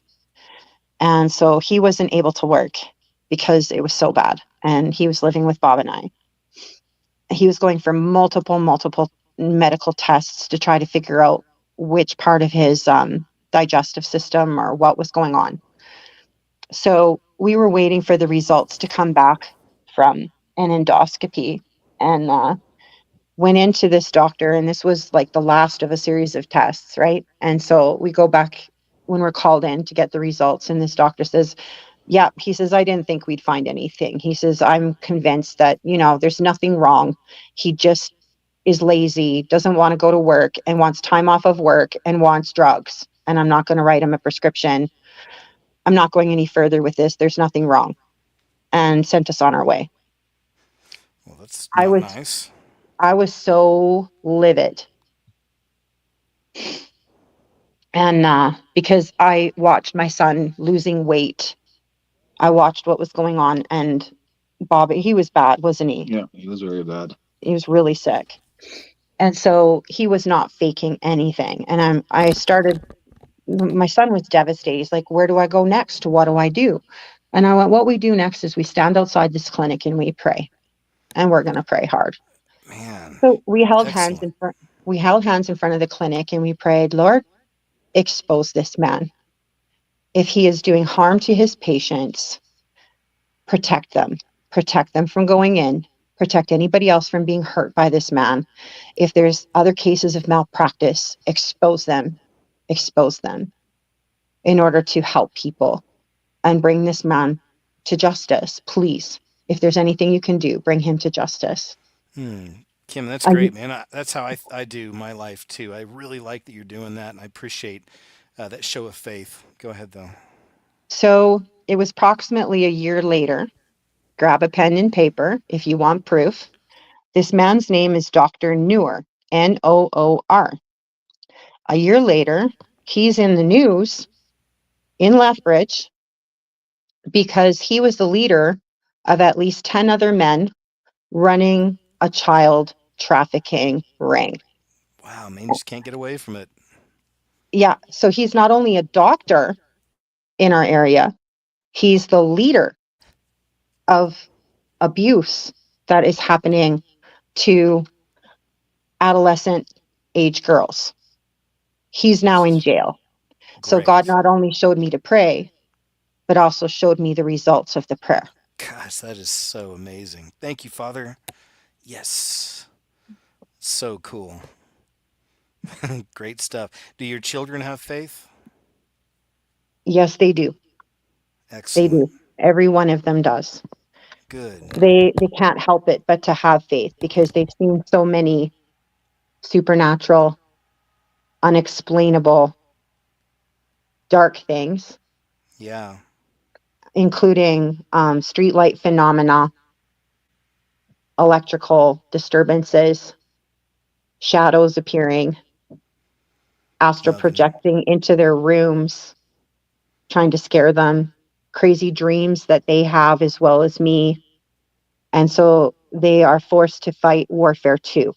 Wow. I'm sure the people are praying for the whole family now, and I will be too. Thank you, Um, KJ. And I want to oh, thank all of your listeners too. I want to thank your listeners, and I want to thank so many who've been praying for me in the background and praying for you in the background before tonight. oh, thank you for that. Hey, you know what? So it sounds like we pretty much got to a good point. I don't know, it's how you feel really, but it feels like we got through the majority, which is all fascinating. And if we did you want to maybe just, we'll see if anybody has any questions. I'll take a look over here in the chat. I'm a little behind them, but if there's anything there, I'll post it up here. Is that okay? And see if anybody has any questions for you. Okay, sure, sure. Guys, we'll take if anybody has a question about Kim's testimony and everything we've talked about tonight, please feel free. We'll post a couple of questions. I'm a little bit behind y'all, but I'll catch up. Let me see. Mostly they're saying thank you, and that's okay too. You don't have to have questions. I just wanted to open that up if anybody did. No And questions. I want to say I am truly sorry if I triggered any other survivors listening. And that's why I always want to end on a note of the blessings and the miracles and the things that show us that Jesus is alive. The Holy Spirit is Yes. alive, and he can call any one of us out of this darkness and transform lives and change them and get us away and out of harm's way. Beautiful. Yes. Here's one question I just posted up here. Do you know Kathy or Kelly Cox O'Brien? You probably heard of Kathy O'Brien. I don't know her personally, but I certainly do know her testimony very well. She, yeah, she is such a forerunner in all of this. Her ability to confront this and bring it public opened the way for so many others to do the same. And Yes. I And I have hope, yeah. to, I have to give so many thanks to men and women that I know who have just come out ablazing against what tried to destroy them in order to try to protect others. Yeah. Thank you for that. Thank you, Kim. Here's one. What was the doctor's name she spelled out at the start of the show? Zubik, Dr. Yeah. John Zubik, Zubek. Okay, thank you. Thank you.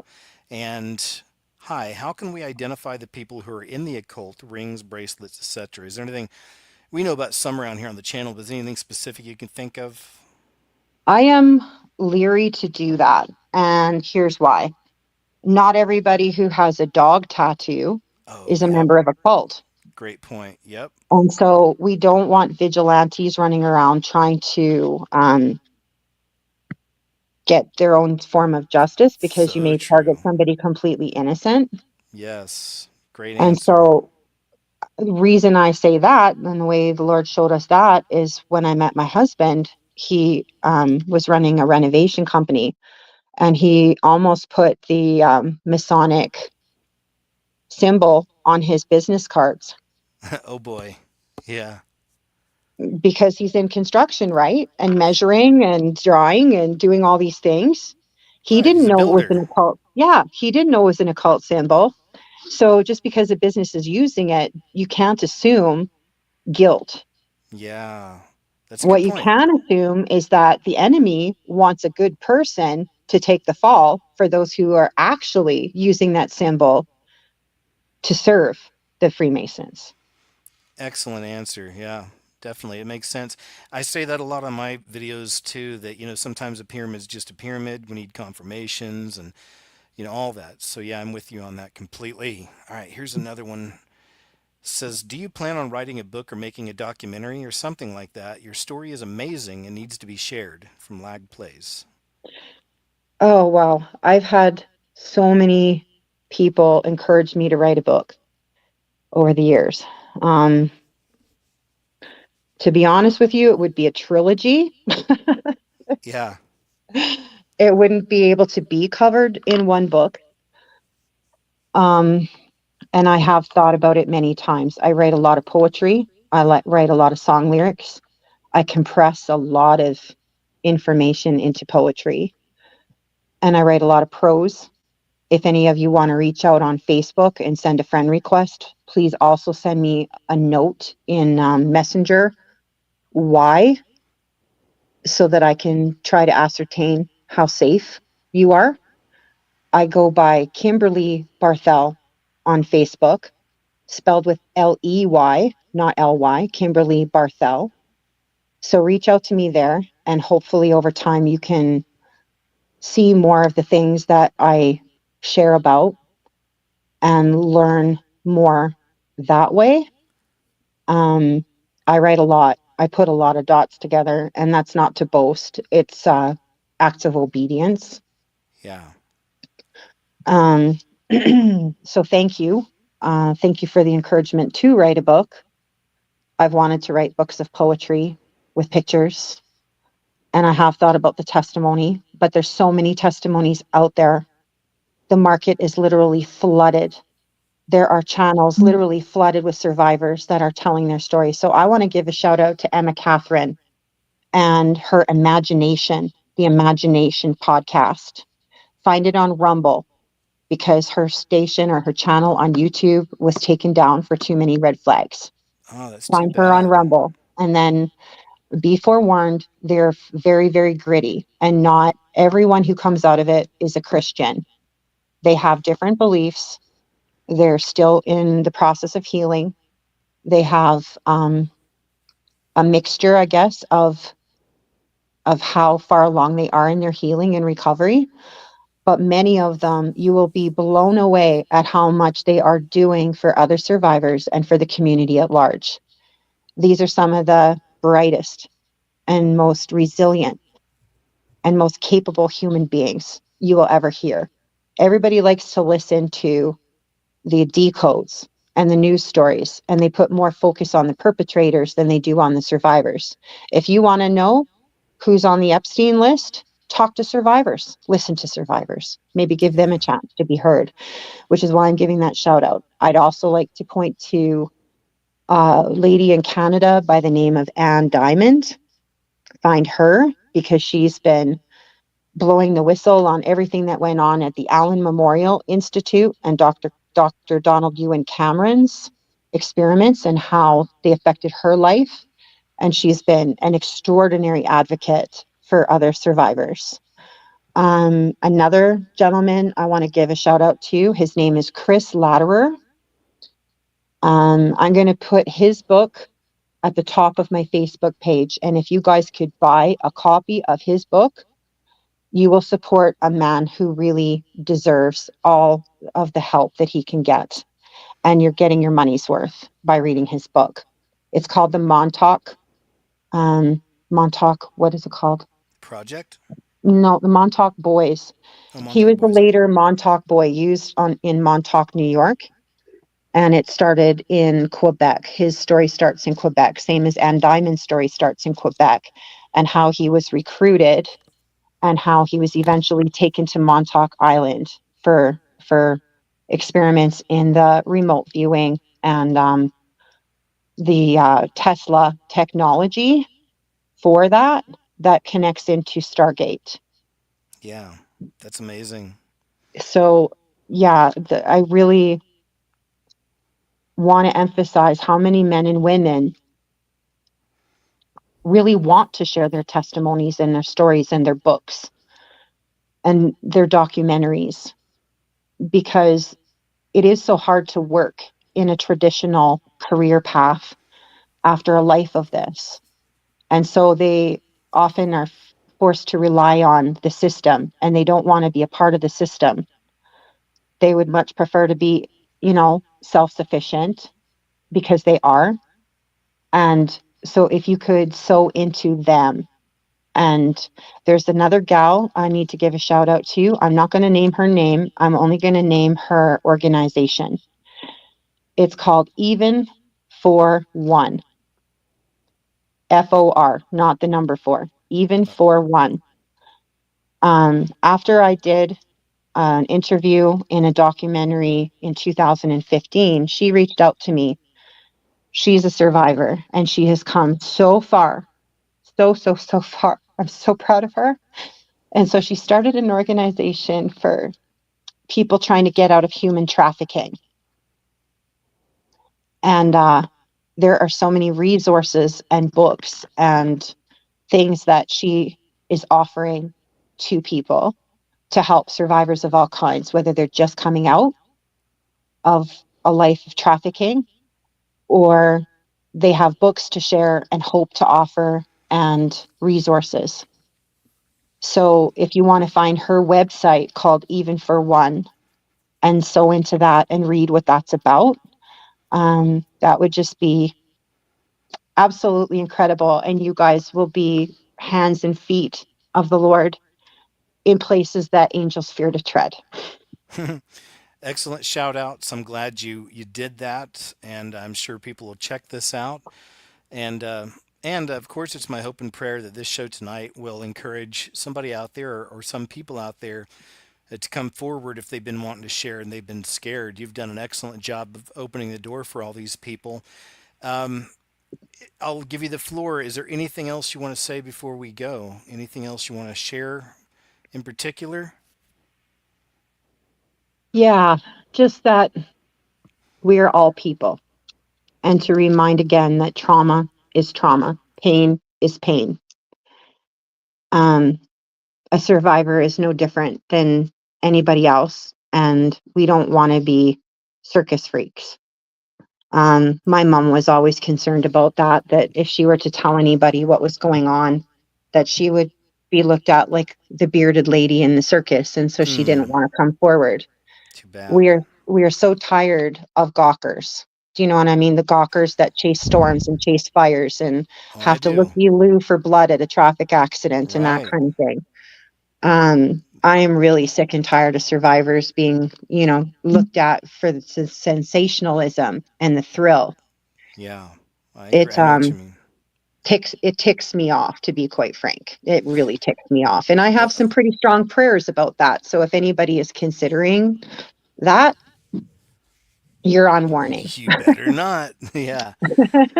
No, I definitely understand that, and you've done just an excellent job, of hopefully tearing down some of those walls for some of the people out there that are under that impression. Oh, they're all loony and crazy. It's like, no, man, no. You're very reasonable, excellent to talk to, and just it's been a wonderful experience. And so I'll go ahead and just say, thank you, Kim, so much, and Bob. Thank you both so much for being here.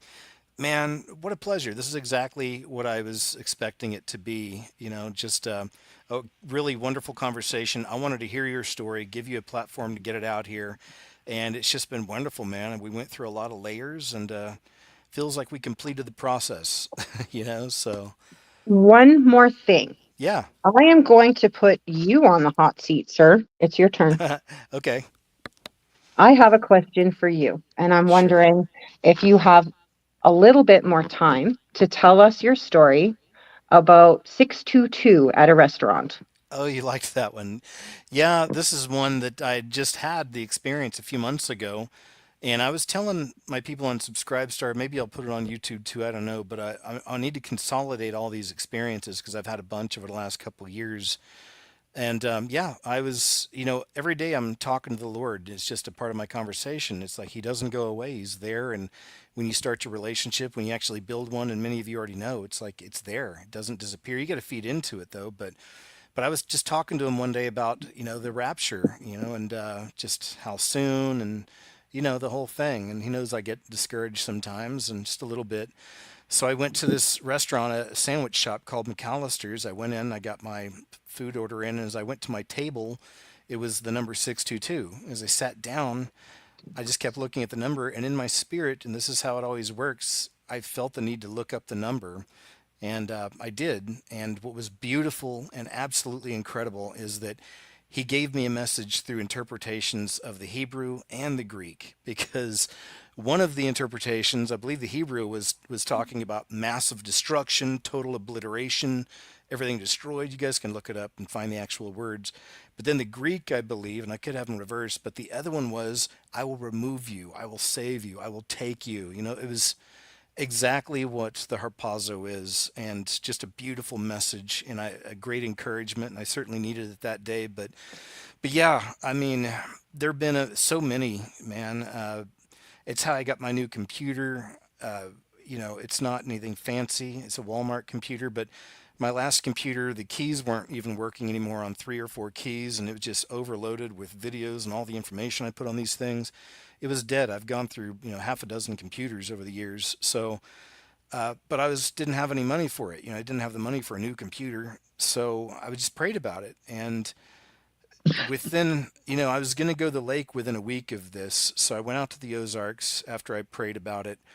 And on the way out there, I started getting this. And I don't tell this a lot because some people don't take these stories the right way, and they're not a story, but the situations, because of what this is involved with. But anyway, I was driving and there's a casino out there in the Ozarks out there where I go, and I don't even really go. I think over the years I've gone maybe once. It's just not something I usually do. But I was driving out there and I started getting this feeling like I needed to go to the casino, so I just went with it. And then after a little while and thinking about it, praying on it, I'm not even kidding. I saw it was like go there on Wednesday between 1 and 2. That's when I was supposed to go. So, and I know it sounds crazy to some people, but see, I go with it, because I know. And sometimes I've been wrong about some things. I'm like, okay. And that's where I'll pray and be like, Lord, help me know your voice, not mine, when these things happen. But so, man, long story short, I went to that casino between 12 and 1, like I was supposed to. And the two machines I did, one gave me 800 and the other one gave me like 600. So, I had like $1,400 or so to go buy a new computer, and I did, and it's usually around what they cost. But, and it's just stuff like that, man. That's what he does. You know what I'm saying? Now, at the same time, it's not like suddenly I'm going to start going to the casino. It's like, no, because I understood the mission. I understood that's what it was. It was a quick way to get me the money I needed for something I really needed. It was really aggravating and it was causing issues. The computer was dying.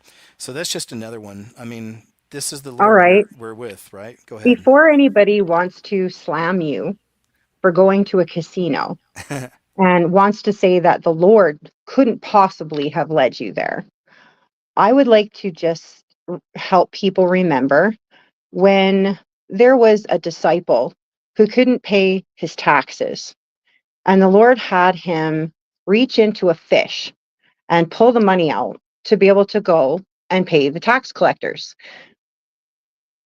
Furthermore, the fish hat worn by the Roman Pope and papacy, you're basically taking the money back out of the mouth of the fish, the mouth of the dragon, and you've already given to Caesar what belongs to Caesar. You're beating him at his own game. Yeah. Basically, that's what happened in the Bible. Jesus led to a fish. Isn't Dagon the fish god? It's basically extracting it out of the fish god of Dagon and giving it to the people it belongs to go and pay them back whatever they think they're owed. Beautiful. Yes. That's an excellent point. So, Excellent. because you just gave that little number 622, and I kind of knew that you would already go to the Strong's Concordance to find the meaning of the number. Yeah, I do that a I lot now. I do that too. I do that tons. But I also take those numbers as dates. So if you go to June 22nd and you scroll through the events that took place on June 22nd throughout history, this is going to blow you away. Ready? All right. Okay. In 1633, the Holy Office in Rome forces Galileo Galilei to recant his view that the sun, not the earth, is the center of the universe in the form he presented it in after heated controversy. Whoa. So, right? Okay. Yeah. In 1812, France declares war on Russia, starting the Napoleon invasion. The War of 1812, in Ontario, Laura Secord sets out on a 30-kilometer journey on foot to warn Lieutenant James Fitzgibbon. Cherokee leaders, Major Ridge, John Ridge, are assassinated for signing the Treaty of New Echota, which had resulted in the Trail of Tears. In 1870, the United States Department of Justice is created by the U.S. Dang. Congress. Wow. Um, yeah, there's a lot more. That is pretty interesting. Thank you for sharing that too. So go through those kind of things. Find out what is celebrated or what festivals are going on or what pagan things are attached to it, what Christian things are attached to these numbers that you're seeing. Yeah. 1111 is a very strong one that shows up for many people. 1010, the number 10 or the number 22 or 1111. If you look up 11 in the Strong's Concordance, you will see two things.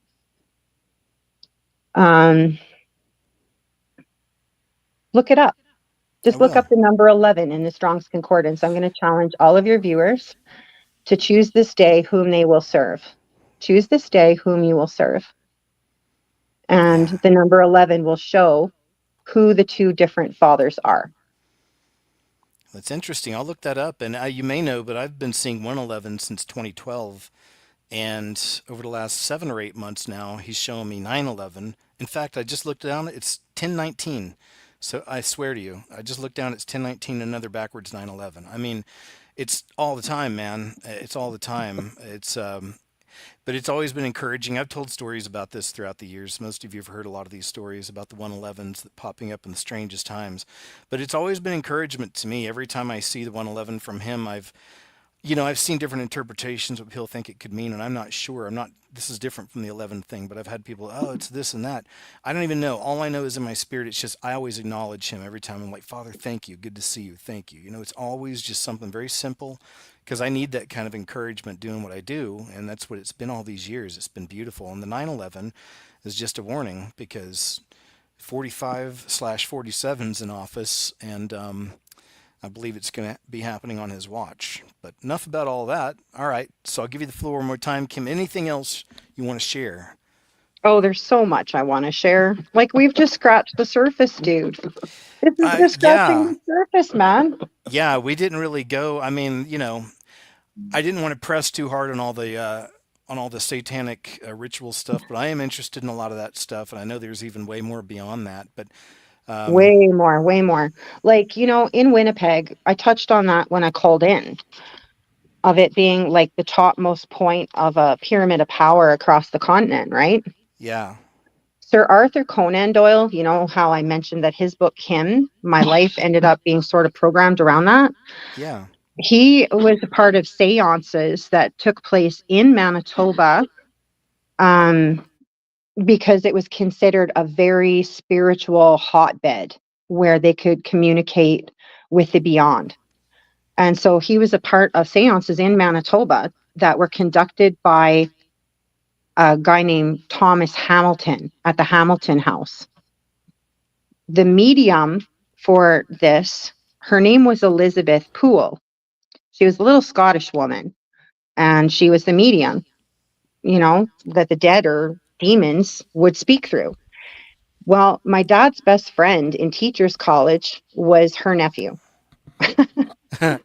Keep going. Yeah. So So, Winnie the Pooh was named by A. Milne after taking his nephew to the Winnipeg Zoo to look at the bears. So he named Pooh after Winnie Peg. See? oh, So he'd been in interesting. Winnipeg too. So now, if you guys have pen and paper, I want you to look up something called the Allah Akbaris.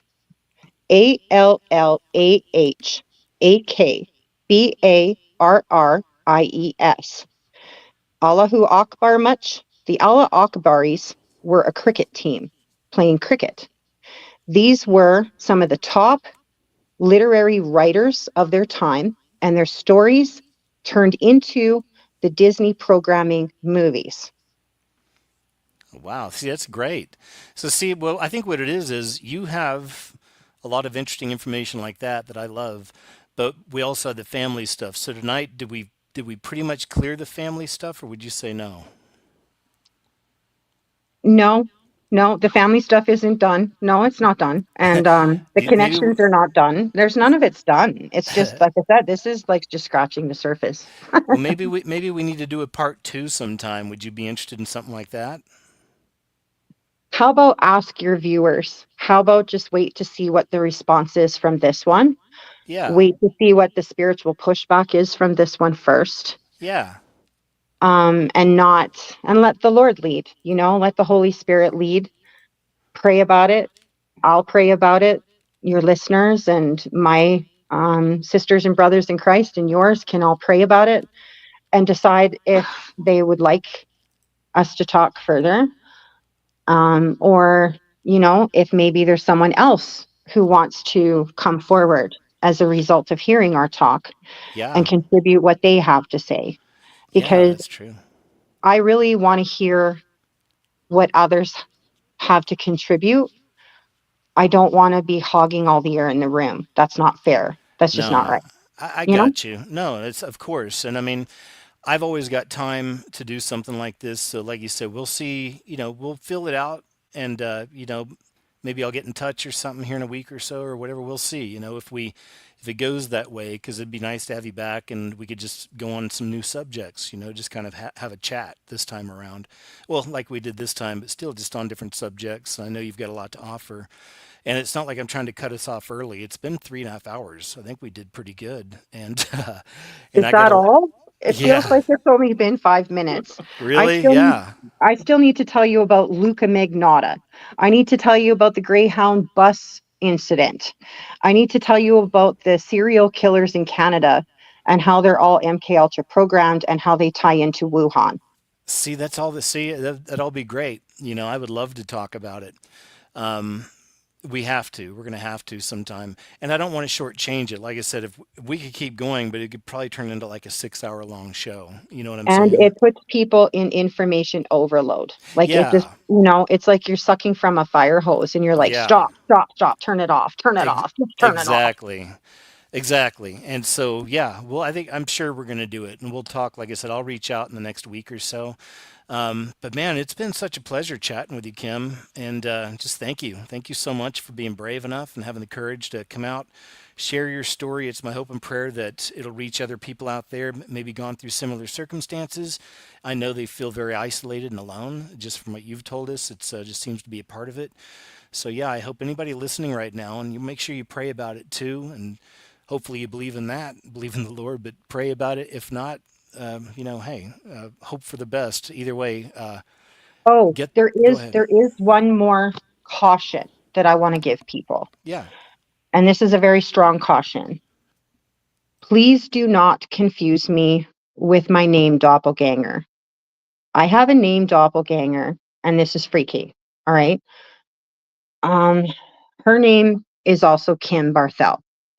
This is why on Facebook I go by Kimberly Barthel because I don't want to be confused with the other Kim Barthel.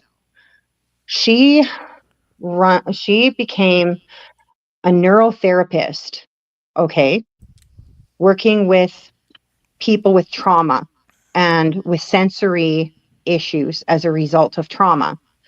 She got her training out of the psychology department at the University of Manitoba. Let that sink in. Wow. Yeah. You know what I'll even do honestly is maybe because next Friday I'll reach out to you this week and we'll see we'll see how it goes, folks. But I'm going to try to get her on next Friday for another live show here on YouTube, and we'll just start getting into those discussions about all the different programs and MK Ultra and all the rest, because I know that we can get into a lot. So, does that sound okay, Kim? It sounds, wow, kind of amazing, really. Kind of amazing. You're much better than Oprah Winfrey. Ah, shucks. Thanks. Well, I'm just genuinely interested in all of this information. The Lord put it on me when I lived in LA still, and when I made the first scariest movie ever made. He really put a hard obsession on me in a great way, though. It's like there's nothing else I want to do but learn and share. So I love it. So we'll do it. I'll reach out to you this week either way. And do you mind if maybe I end with a prayer here? Oh, I wouldn't want it any other way. Like, Great. if you ended it without a prayer, I'd be like, yeah. What's wrong with this guy? And I'll jump over to the chat after that, guys, but I'll just say, Heavenly Father, first off, thank you so much for giving Kim, our friend here, our sister in Christ, the courage and the strength to come forward with her story. And of course, we do hope and pray, Father, that this reaches other people out there, other survivors who feel alone and isolated and may want to talk and also need that community for prayer. So, Father, please, if it be in your will, lead any of those people our way or any other way where they can get their stories out. And just thank you also just for being with us tonight. Thanks for these wonderful people that watch live and listen later. Thanks for the fact we have platforms out here.